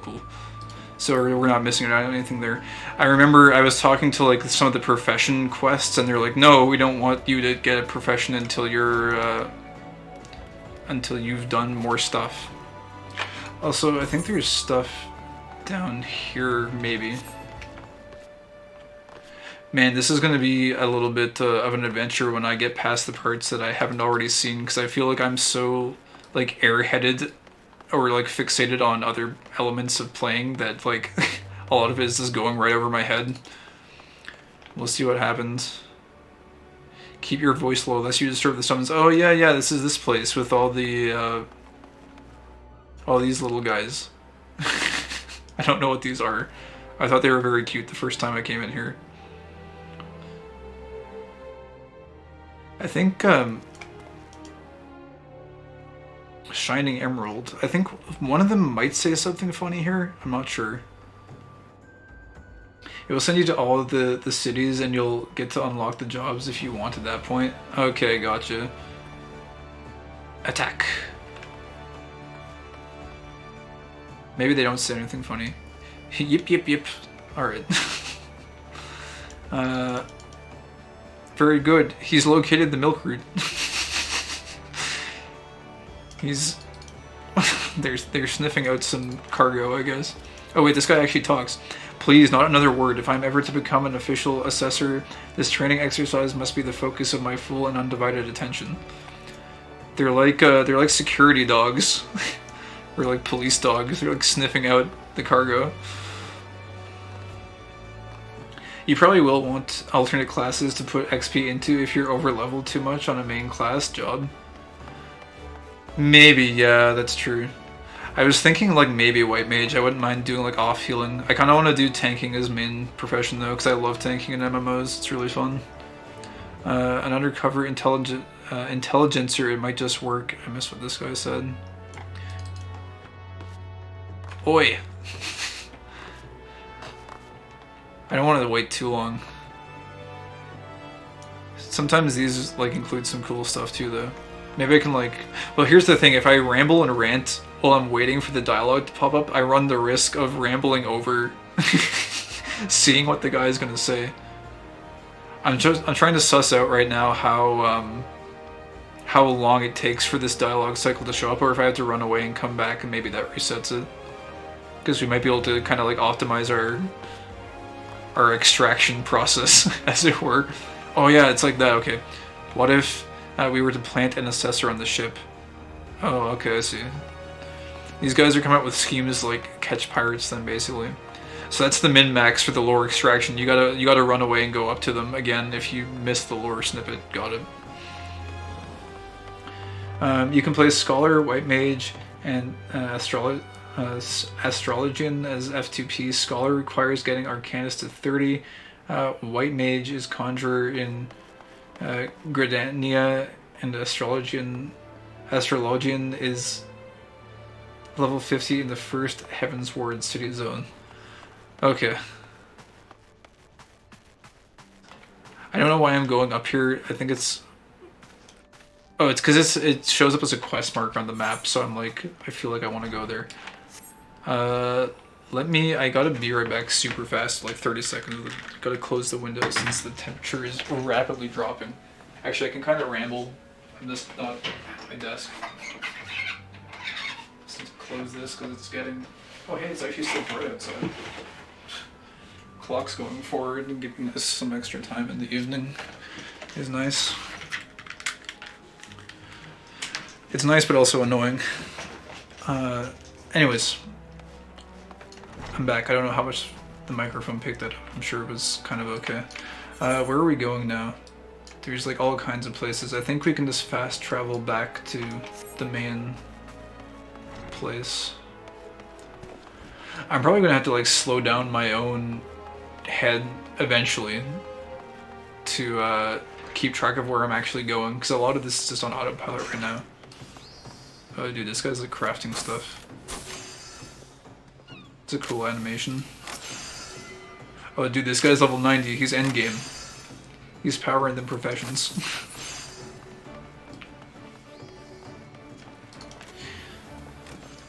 Wait, there's actually... Oh my god, there's so many NPCs out here. What the heck? Are we gonna do all this now? Here's the thing too, I was planning on having a pretty short stream. I'm probably gonna go for at least another 30 minutes. But this is gonna be a super slow burn if I'm doing all of this, but I'm kind of okay with that, to be honest. A part of me does want to like, a part of me has a desire to like power level through just to get to endgame, but again, I'm just gonna kind of take it super slow.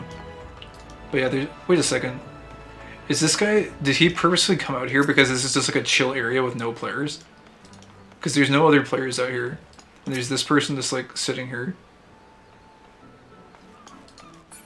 Or maybe this is useful later on. Maybe there's actually like mats you can buy. I always found that was kind of cool though, it was like in an MMO going and like finding an unpopulated area and then just like chilling out. Anyways, this is a nice view too. Oh wait, can you go in the water? No, you can't. Okay. I was gonna say I almost fell off, but clearly that's not the case. Nice view of the city though. I don't know if you can you go like first person? I guess I'll figure out later. Anyways, so hoi, I am ahoy. Standing here, I see people from the most exotic locales of... Okay, I'm gonna go back to your reference. Eorzea. This will sink in eventually. Eorzea crossed my path. It's enough to make one want to leave this post and hop on a ship to some unexplored corner of the world. Sigh, one day perhaps. Merchant. Okay, well this person actually sells stuff. Although, what's this dark matter apparently?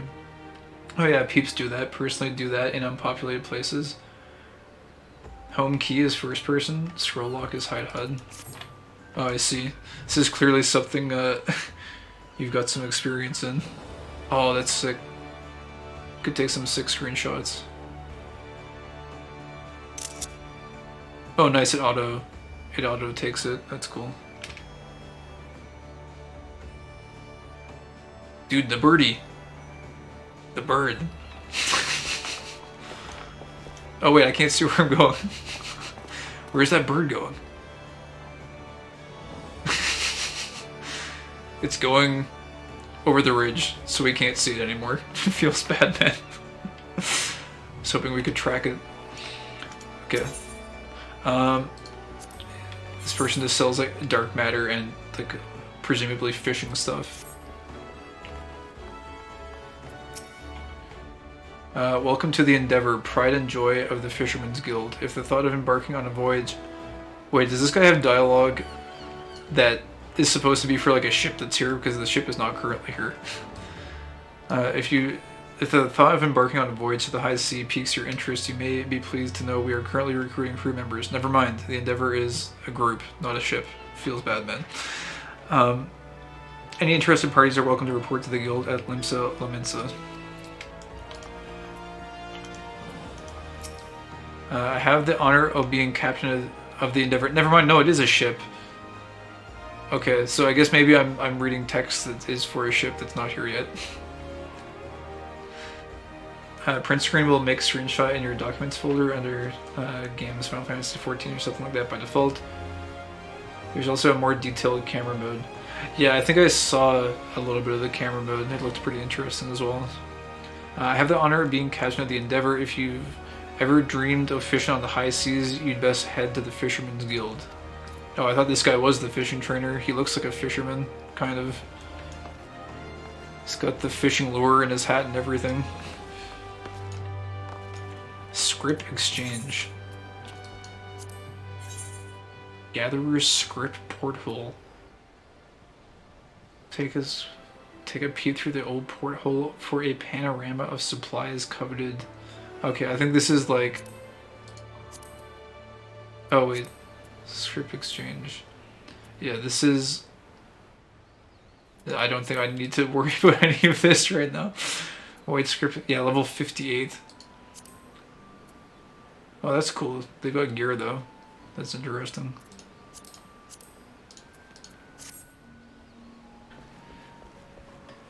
I haven't played much with the camera mode. It does look cool. You can pause and stuff. Pose and stuff. Script is endgame crafting and currency. Gotcha. Kompi Korumpi.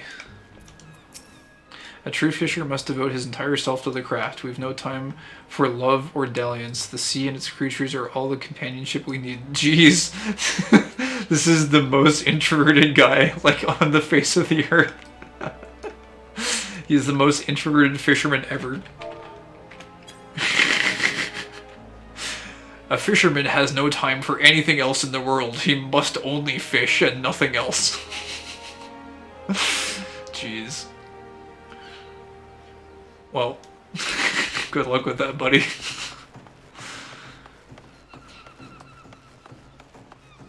Oh, these guys don't talk. I guess I was expecting them to, since there was that one group before that was talking before. But dude, this guy's depressed as hell. I wonder if these guys like talk later. There's like storytelling going on here, like what happened to this guy? I want to know.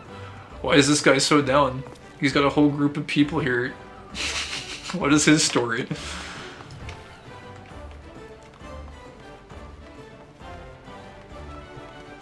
And then there's this lady is just like, no, you're not going this way. It's the end of the road, bro.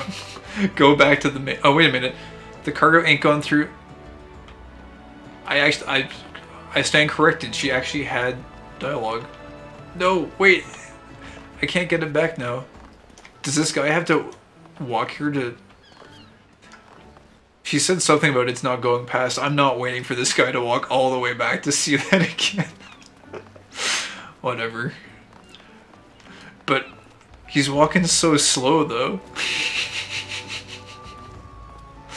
Dude, how far did he carry that? And she's just like, nah, you gotta go back, bro.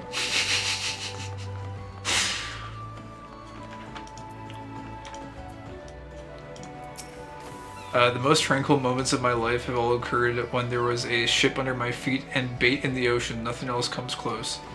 Okay, well, basically all these guys are fishermen then. And there's the super introverted master fisherman over there. That guy is going to be a super fisherman one day. And meanwhile, there's this diligent player who is diligently leveling up. Also, I don't know if that's like a custom outfit or like a crafting outfit or something. But that's very dapper. He definitely looks like an artificer of some kind. Or I guess he's an alchemist. This guy's like, why are you looking at me, bro? Let me do my profession in peace.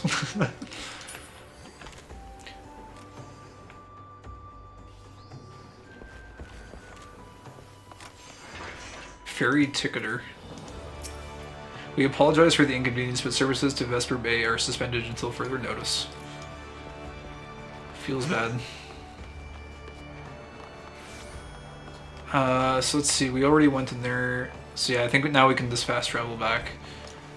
Let's progress.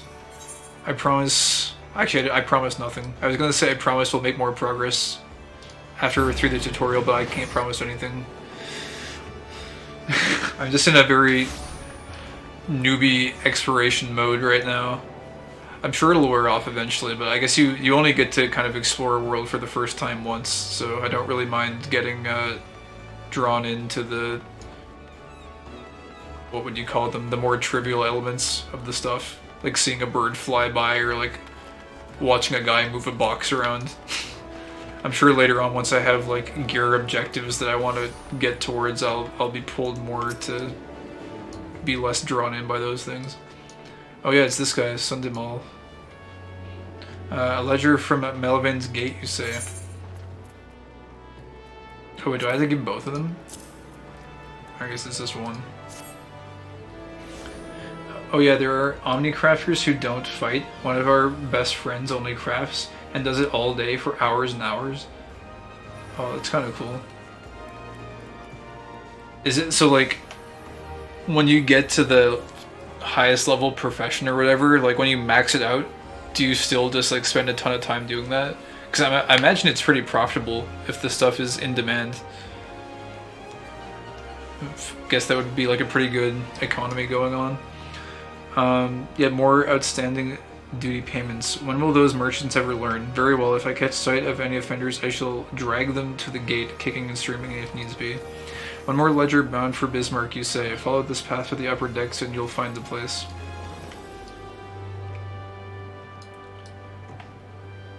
Deliver a log assessor's ledger to Sundimal. Oi! It's a little bird. Birdo. Still in its shell. Wayward hatchling. I gotta be careful not to get too sidetracked. I could like look at people's outfits all day. I think that was everything. Greetings, adventurer. Do you wish an explanation of ethereal travel? I am here. Oh yeah, it is the same guy. I'm here to answer any queries you might have. Do I want to go through this? To understand ethereal travel, you must understand the nature of ether. Ether is the source of all life. And oh wait, sorry, I missed your chat. Your chat takes precedence over this guy explaining random ether lore. Don't know, I'm mostly wanting to craft for money and glamours. Oh yeah, that's right, you can craft grammars. That seems like it'd be like super lucrative, to be honest. Being able to like, because everyone knows like every MMO's endgame is the costumes, like the armor sets and all that stuff. That's the real end game. So if you are able to craft that stuff, that's got to be pretty profitable, unless the competition for it is pretty steep and the market gets oversaturated. But based on how much like customization I've seen, it seems like it would be pretty high in demand. But yeah, wanting to be able to buy expensive stuff and craft other stuff without help from friends and begging them and scraping the materials together. Yeah, being self-sufficient is super nice in MMOs. But also, like, I used to be someone who really like... Okay, how about I talk about this after we do this? What I gotta do is min-max the rambling to travel time. I'm gonna try and practice that, because if I'm gonna be doing this regularly, I gotta try to make as much progress as possible.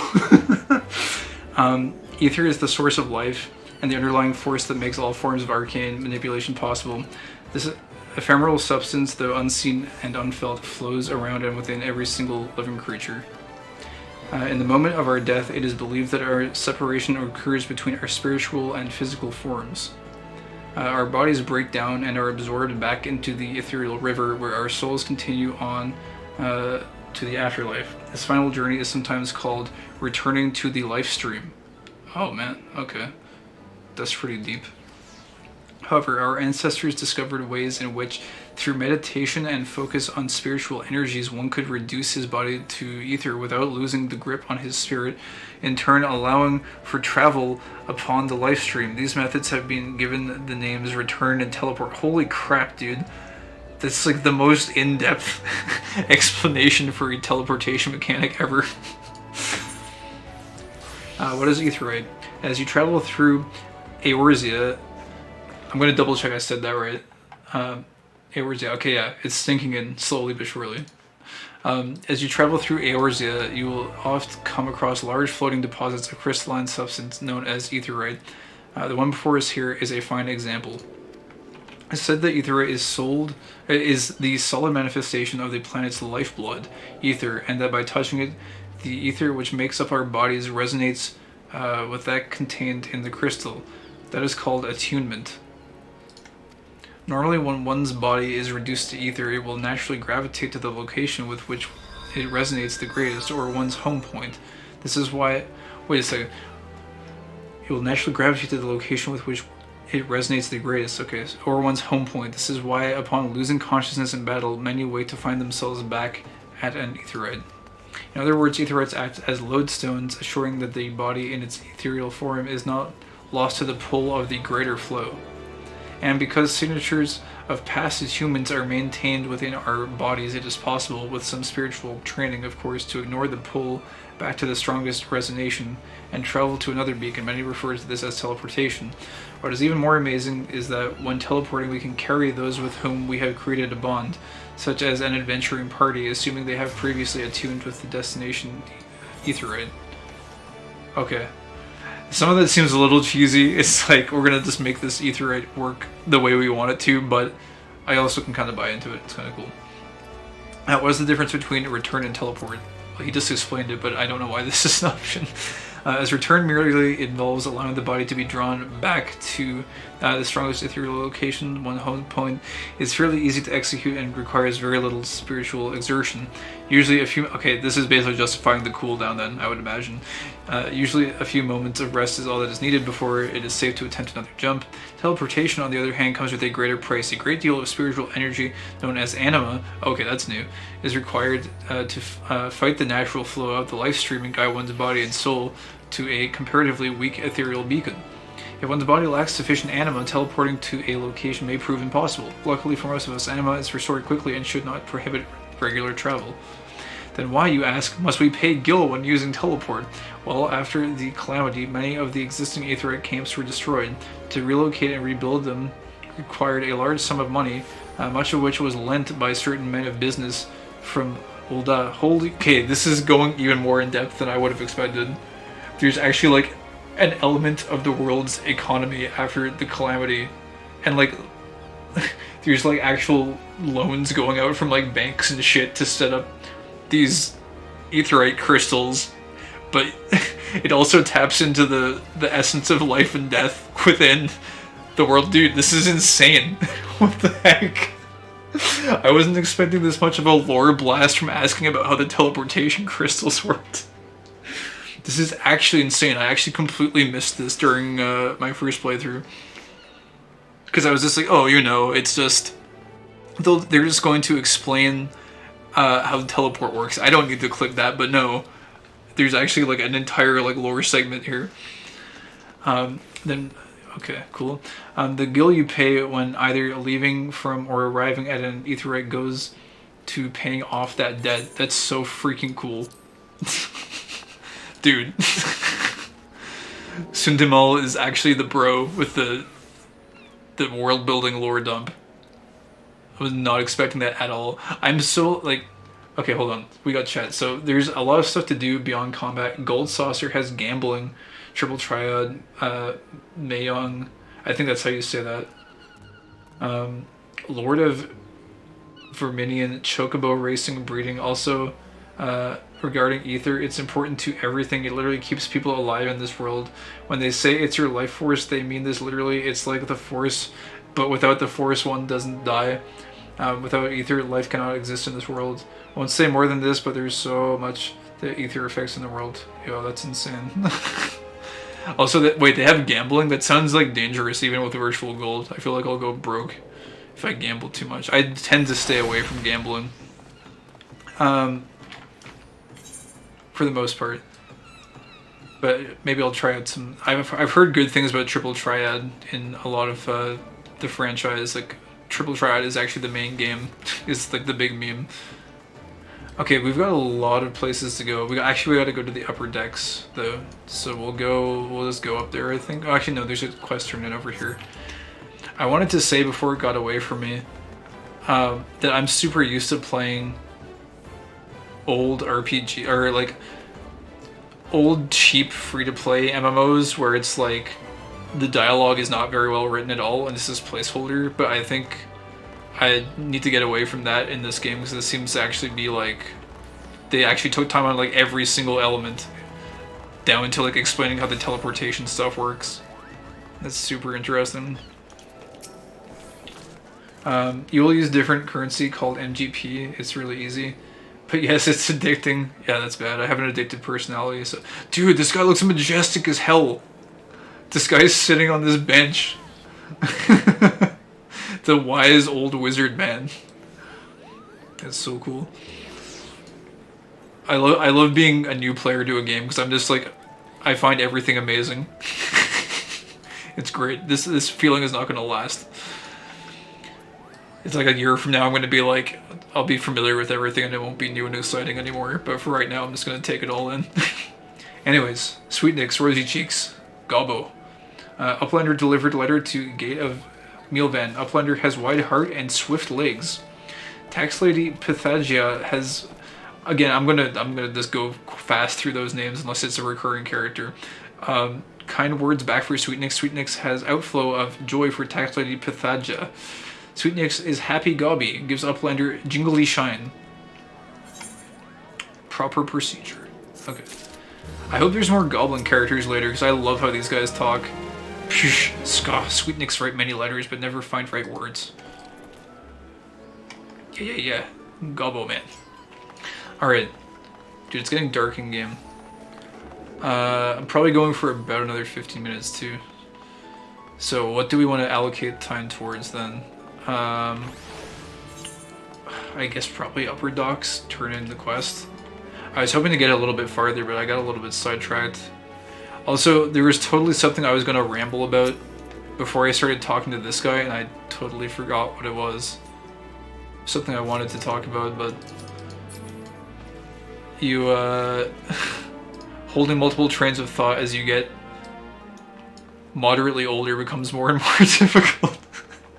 So it's gone. I hate it. It bothers me, but yeah. It's, oh, dude. Okay, sheepish request. You actually get to pick... Oh, wait, no, I don't get to pick these yet. Those are the options for when you finish it. Oh, right, I remember this. Beg your pardons. Yeah, they're out of food. Good sir, but you're an adventurer, are you not? I realize this is sudden, but we urgently need help restocking our larders. We are in the midst of preparing a full course meal for soon arriving guests, but I fear we are short on fresh lamb for the main course. I would be grateful if you could procure 4 slices for us. I dare say it would be quickest to obtain these directly from the source, wild lambs.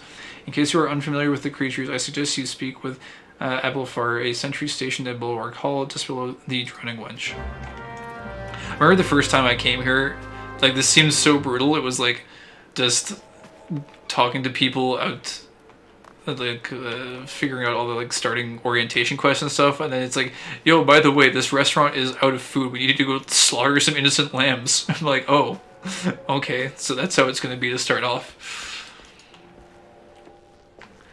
Jingly shine keyword.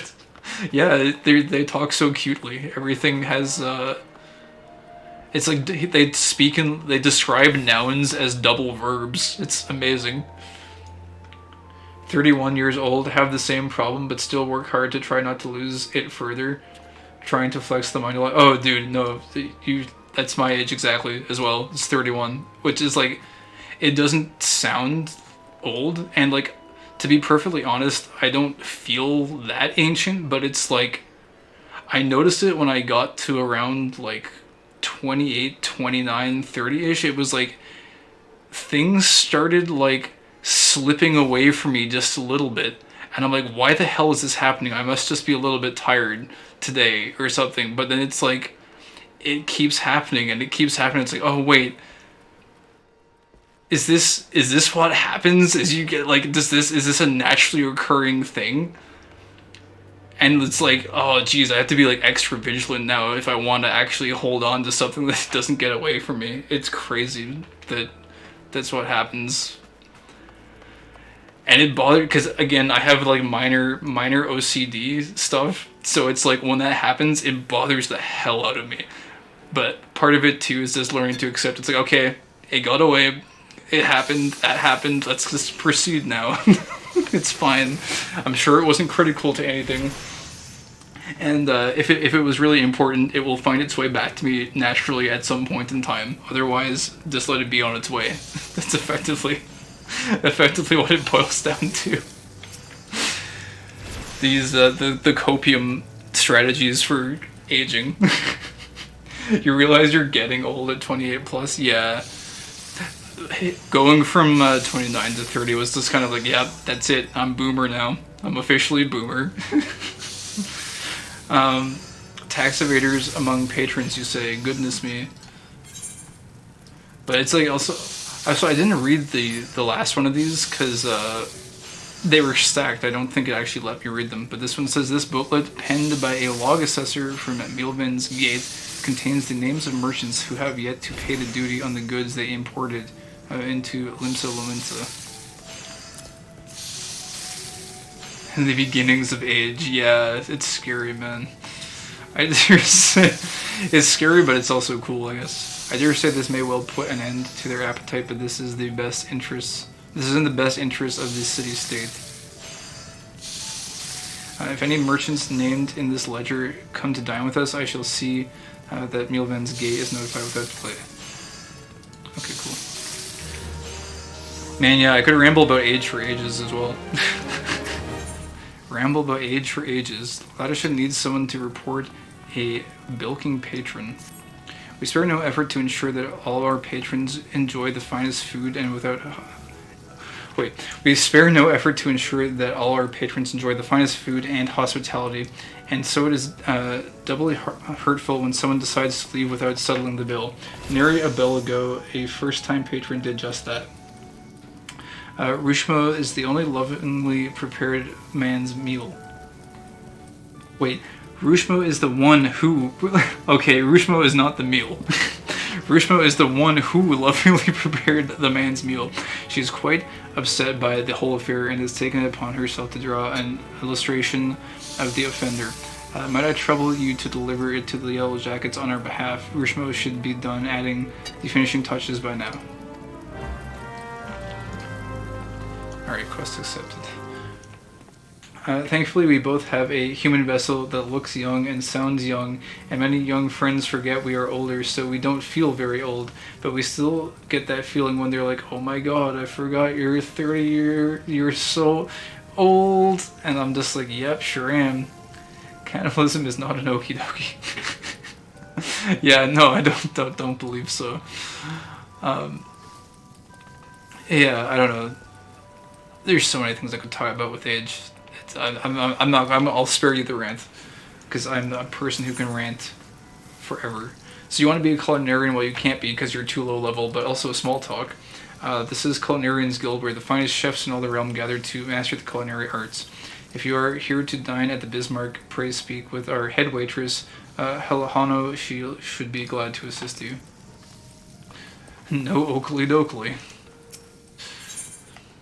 And then we've got all kinds of stuff in here. We got milk from like a million different things. Mutton, lion, dodo, tenderloin. How dare you slaughter extinct beings for meat. Mole meat, chicken eggs. Ogre pumpkin. Augury pumpkin. I knew someone who used to call ogres auguries, which I always thought was pretty funny. All kinds of ingredients here. Wait, tiny crown. A tiny golden crown used to decorate pastries. Interesting. And we have this person who's pointing at various bags of ingredients. In spite of its prestige, the Bismarck also delivers meals to the customer's door. Master Lingsgath recently introduced this service that folk unable to secure a reservation might still enjoy our cuisine. Oh, Oh, dude. I think I'm gonna be able to like get through the last of the dialogue in here, and then I'm probably gonna have to wrap it up. And this is the special ingredient. Gahaha, I always wanted to say that. These animations are pretty nice. Dude, these animations are detailed. I'm guessing they might have reused these for like the profession, like the cooking profession. Because I can't imagine they just made this animation for like one NPC. I guess that's the other thing too, though, when you do get older, is, and like you start looking at things from like a business sense too, is like how much time like people put into all these animations and stuff. Like it's easy to appreciate like the smaller details of the game quite a bit. Like even here, like this, I don't know, they took time to like put people having a conversation here, and like this guy whisking away. They have to like reuse that, don't they? There's no way they only use that for NPCs. Alright, Diving Dove. 'Tis true what they say, you are what you eat. Sadly, most folk fail to pay due to... most folk fail to pay due heed to their diet. That's a trip up right there. I must confess to being one of them. So engrossed do I become in seeing others fed, I often go long stretches without feeding myself. Actually, it's kind of relevant because I did fast today. I did a 24-hour fast. Just because, I don't know, it feels good to do a fast once in a while, to be perfectly honest. But that's just for me. Not everyone fasts. Although, if you haven't tried fasting, fasting is kind of cool. Especially, again, it links back to that aging topic. It's, I don't know, it's good. Good to give your body a rest from digesting stuff all the time. Once in a while, but it's good not to overdo it as well. You have to, everything in balance. Everything in moderation, including moderation. Dude, this person's outfit is so nice, but they're level 1. This has to be an alt character. There's like no shot that it's not. What do they got? Level 1 culinarian. Oh wait, is it showing level 1 because they're like in chef mode or something?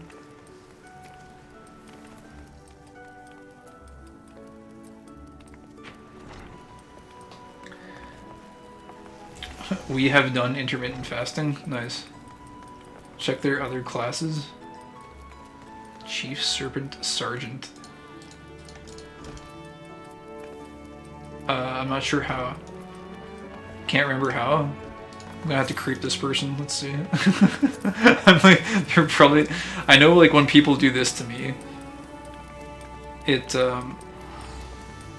feels weird to have someone like stand close to you in an MMO. I don't know why, but it does. It's like they're invading your personal space. Focus, target, examine. Here, let me like stand over here so I'm less creepy.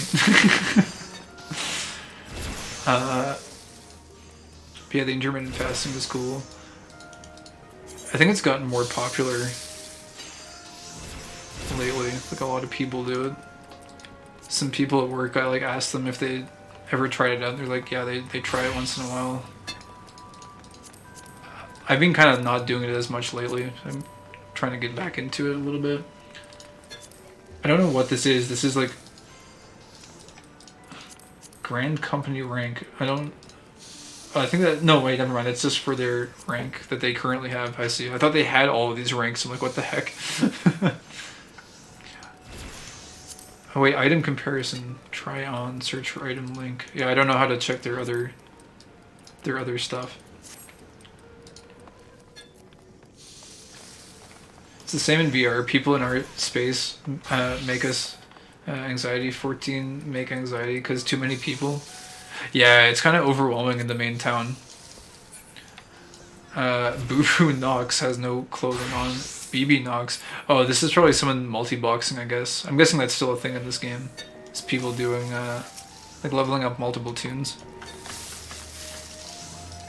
I know a guy who streams who did that for World of Warcraft Season of Mastery. It was really cool to watch. He did... What did he level? He leveled a Warlock and a Paladin at the same time, which was a super overpowered combo.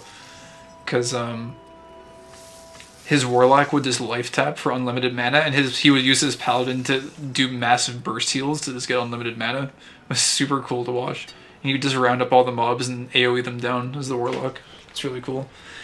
As for me though, I don't know. I'm not a big fan of multi-boxing myself, but I also don't fault people that enjoy doing it. I think it's kind of cool to see.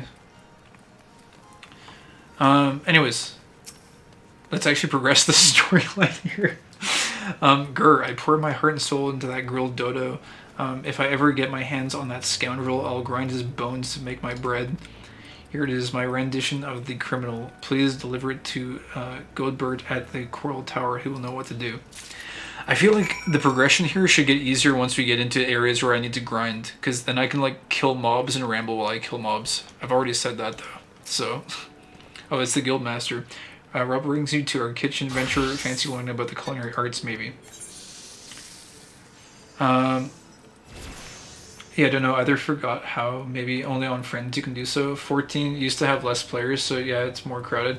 Yeah, this game got really popular in the last couple of years, just because like, just with all the crap that's been happening with Blizzard, like, Blizzard is basically a toilet company now. Maybe Microsoft can. Well, I don't know. Microsoft's gonna do something with them, but I don't think it'll never be old Blizzard again, at least in my opinion. Well, I mean, there's different levels of Blizzard. It depends on what you classify as old Blizzard. To me, old Blizzard is like StarCraft, Bird War, and Diablo 2, and like original World of Warcraft. World of Warcraft up to like the Frozen Throne, and then after that, it starts getting kind of like, I don't know. Ah, man, I'm rambling too much. I gotta keep going here. Okay, what do you do here? But yeah, I don't know. This game got really good. Too long, didn't listen. This game got really popular and really good. Well, I think it's always been kind of good. I could talk forever about what I've heard people say about it too. It had problems early on, I think, but they fixed them, and the story is really good now, and the gameplay is really good. It's probably one of the best MMOs out there, to be honest, from what I've seen. Hence my interest in it, and hence my streaming it. Anyways, let me focus back in here. Lynn's got me name, and oh no, it's the pirate talk again. Here we go. Lynn's got me name, and I'm Ed Chef here at the Bismarck, the finest restaurant in all of Eorzea. 'Tis my charge to make sure everyone as dines in our halls leaves with a smile on their face. The job is mostly supervising journeyman chefs at their work, but I try to fit in as much cooking as I can. That ain't all I do though. I also happen to be a master of the Culinarians Guild, which lives under the same roof. That role has me training aspiring culinarians, which is without a doubt me most rewarding endeavor. Don't matter if you can't tell one end of the skill from another. If you're willing to learn, I'm more than willing to teach you. Oh, this guy's kind of nice. That's kind of like me, although I'd say I'm probably like a level 2 culinarian. I at least know which end of the skillet to hold. What are the culinary arts? There's some, as they say, culinary arts are just lots of fancy cooking, but that's only the half of it. 'Tis true we take well-known dishes and raise them to mouth-watering heights, but when we ain't busy doing that, we're laboring to bring new tastes and textures into the world.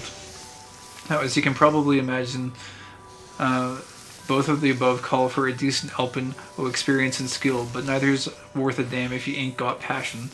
Our trade's as tough as old mutton, son, and passion's the only thing what gets us through the grisly bits. When you pour your heart and soul into a dish, only to have a patron call it slop, will you swallow your pride and start again, or will you run home crying? Words cut deeper in this venture, and when your pride's been hacked to shreds, passion is the only thing that as keeps you standing in front of the stove.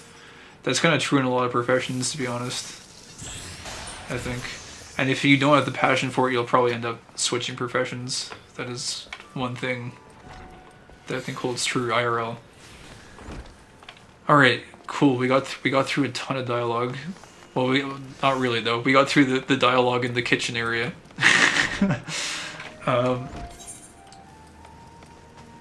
Man, this is gonna take a lot of time. Dude, there's people here eating too. I'm probably gonna, let's talk to these people and then I'll probably wrap it up for now. The Bismarck has never been better than it is now under Master Lingsgath's direction. Even such dishes as folk consider simple are prepared with loving attention to detail. These days, all too few establishments strive for this level of excellence.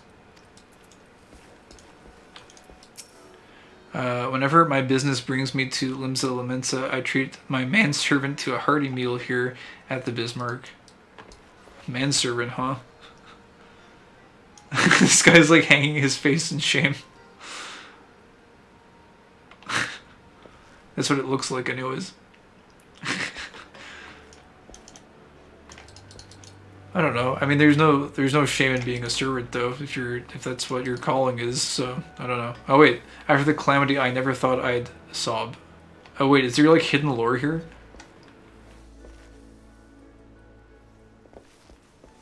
So I have like a hidden backstory. There's so many sad people here.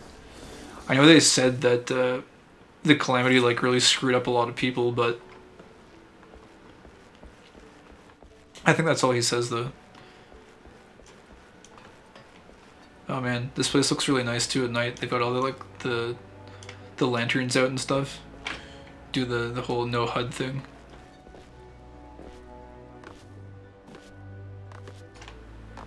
Dude, there's too many things to do, and I'm not even playing. I'm not even quote unquote playing the game. Dude, the ship looks sick at night. That looks so nice. Can I get a good angle? Take a screenshot. This isn't really the best angle. It's okay though. If we can get like the restaurant in the shot, it'd be okay. Can we like stand on this plant maybe?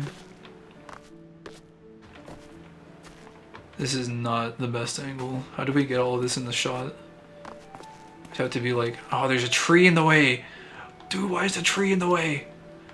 The best we can do is like, probably like this.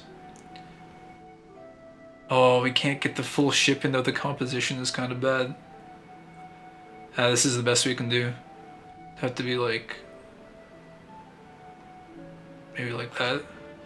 There's a lot of empty space at the top though. I don't know if we want to do it just like that. There you go. Take some memento photos from the time I spent way too long talking to people in the kitchen. Alright. Actually, was that the only 2 people you could talk to? I guess it was. I guess I was kind of expecting more people. Alright. Dude, I'm also getting tired as well. So, the one thing about me is I'm naturally rambly, and when I get tired, I ramble even more.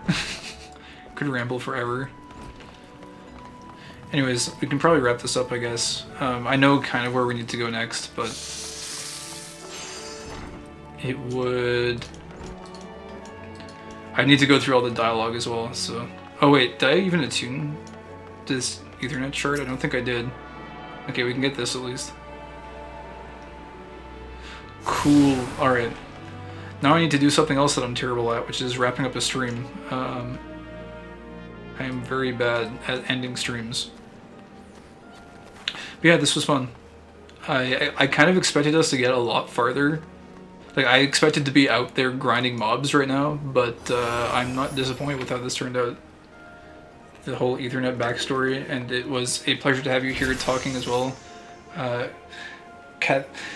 do you say the C? Is it just thonic, or is it cathon? Is it cathonic? Is the C hard or is the C silent? I don't know. Chthonic anomaly. Chthonic, like Cthulhu. Okay, gotcha.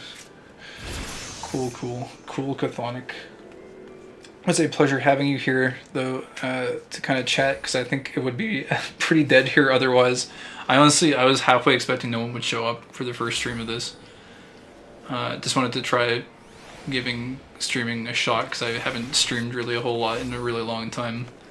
Also, I'm not really much of a streamer, to be honest, but I figured I would try streaming this game to give it a shot.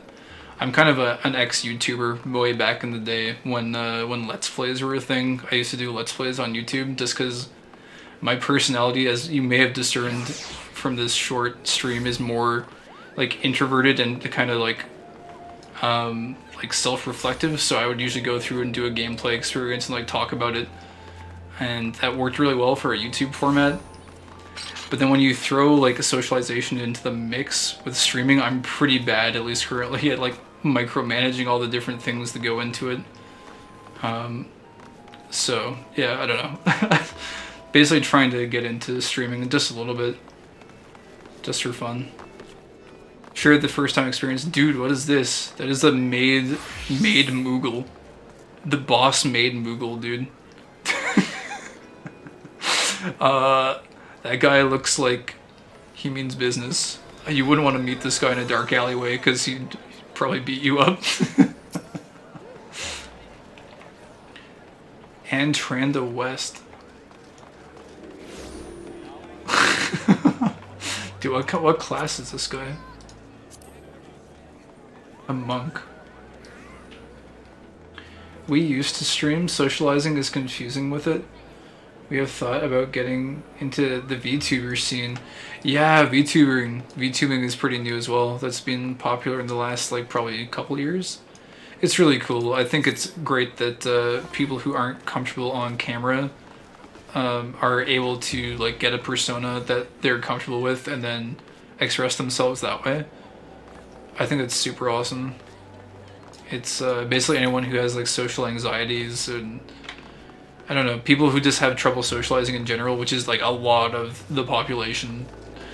Like you grow up thinking it's easy to socialize and then you like meet a lot of people and you realize like the socialization is not always as easy as it appears to be. Especially when you're younger, it's easier because all the social barriers that exist between people are a lot less at that point in time, and then as you get older, more and more social barriers get put up by people as they experience things, and then it's like all of a sudden you've got this whole network of complexities interfering between you and just saying like a simple message to like someone else. It's crazy, man. All kinds of crazy stuff happens as you get older. Well, VTuber as streaming, V-streamer perhaps.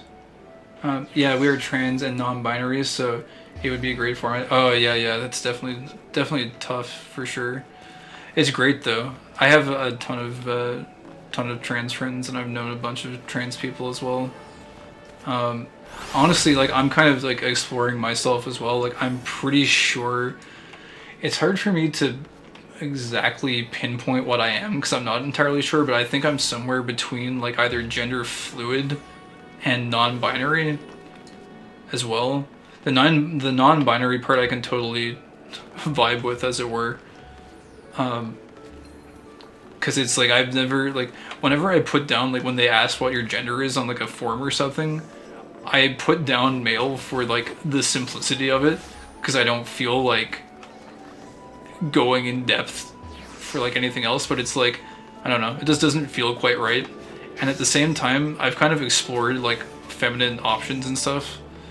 Like I've tried cross-dressing a little bit before, but like even that also kind of doesn't feel quite right. I'm super glad I tried it out though, because it was something that it was like a question on my mind for the longest time. It was like, I don't know, like am I trans? And so I tried out the cross-dressing bit and it was just like, I don't think so. It's not for me. But I don't knock anyone that it is for, but I don't know. It's super complicated, and also it's in the age bracket that we're in, like being 30, it's like if you go back just 20 years or whatever, or even like 10 years, like the whole trans community / movement it was just like it was almost non-existent, or it was like frowned upon heavily as well. And like I don't know, I feel like it's basically society has only recently moved to kind of be a little bit more progressive in that sense, and not being able to explore those factors as freely when you're younger also feels like it adds an additional layer of complexity to everything that's going on. But yeah, I don't want to ramble too much here. But yeah, on that topic, which is also crazy interesting. This feels like right now I should be like I should be killing lambs and getting XP while I ramble. It feels like we'll come into our element of rambling pretty soon when we get to that part of the game. Other for now, I can just run around in circles and jump up and down. But yeah, we used to think we were gay when we were a kid. We just knew something was different, and everyone called us non-human things, etc. Yeah, that sucks. Yeah, and the bullying is really bad too when you're younger. Yep. So was asexuality, and we found out because it has become. Oh yeah, yeah, I'm totally ace, by the way. Like almost. It's weird because I question it sometimes because like asexuality in and of itself has an entire web of complexities to it and different layers as well. Like I have some kind of like deviant interests, which to me I always thought maximum gasp. Yeah. No, it's I have deviant interests which I always thought made me not ace because I'm like, oh well, like I have some lewd interests, so therefore I can't be ace, right? Like that can't be accurate. But it was only like in the past year or so that I was reading up on different definitions and different like spectrums of asexuality, and it's like, yeah, it's actually totally normal to have like deviant interests but not be interested in sexual intercourse. And it's like, oh, okay, interesting. So that's me then. Let's see. Maximum gasp and gray and demi ace, so completely understand. Found out about ace stuff through asexual amino. Not 100% sure what that is. I haven't done like extensive reading into that stuff, but yeah. Anyways, yeah, let me, what I could do, actually, I don't know if you have Discord, because I don't want to like take up too much of the stream time here on this particular topic. It's a topic I could talk about for ages as well, but I was going to wrap up the stream, so I'll probably do that because I do want to try and keep the stream, at least for the most part, on like progressing the story and stuff. But yeah, you have Discord, awesome. Yeah, I'll mine is just, let me get mine actually. I'll DM you my my Discord handle. I'll drop you a line. That's super cool. You know, one other thing too, while I'm rambling here before we close out the stream, is with this game in particular, I've found that like the whole like diverse community of, I always suck at saying, I'm gonna have to like brand up. I can never say LGBTQ. I can never actually say that acronym like without looking it up. It's too many letters. It like overloads my brain. But yeah, that entire community seems like a lot of people from it seem to hang out here, and it's like really welcoming and wholesome. It's pretty awesome. It's a lot better than from what I've seen in my time during World of Warcraft, which is all just like hardcore elite raiding and like min-maxing and stuff. This game seems to be like a lot more laid back and like more sociable and like welcoming to people from all like walks of life, I guess. I don't know. Fairy and Siren are super LGBT friendly, especially Fairy for obvious reasons. Actually, fun fact, I was planning on rolling on Fairy initially, but at the time when I created my character, it was completely full, so I ended up just going on Goblin. But yeah, I was gonna go to Fairy. Not so much for like, again, I wouldn't even consider, like, you can kind of tell from my character, like, it's kind of like a feminine-ish boy, but again, it's like, I'm not really, I wouldn't consider myself gay per se, but like, I don't know, it's complicated, it's something I'm working through. We are on Siren, nobody cares that we are plural, and there it blows our mind. Oh, yeah. Right, gotcha.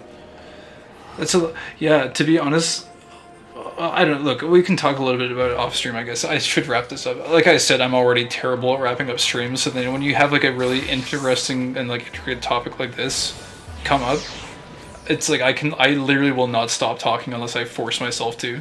So I'm going to like force myself to. I'm going to force myself to stop. But yeah, it was super fun. And I guess I'm probably going to upload this as well to YouTube just to try it out, just in case anyone's interested in like seeing a story heavy playthrough of the game. But yeah, so I'm gonna close this off here, and yeah, thanks for watching, and yeah, I will see you again. I don't even have a schedule really, but I'm gonna try to experiment with stream timings, and I'll see when I can get back to this. But yeah, I'm horrible with endings, so thank you so much for watching, and this was tons of fun, and I will see you guys next time when I stream. Bye bye.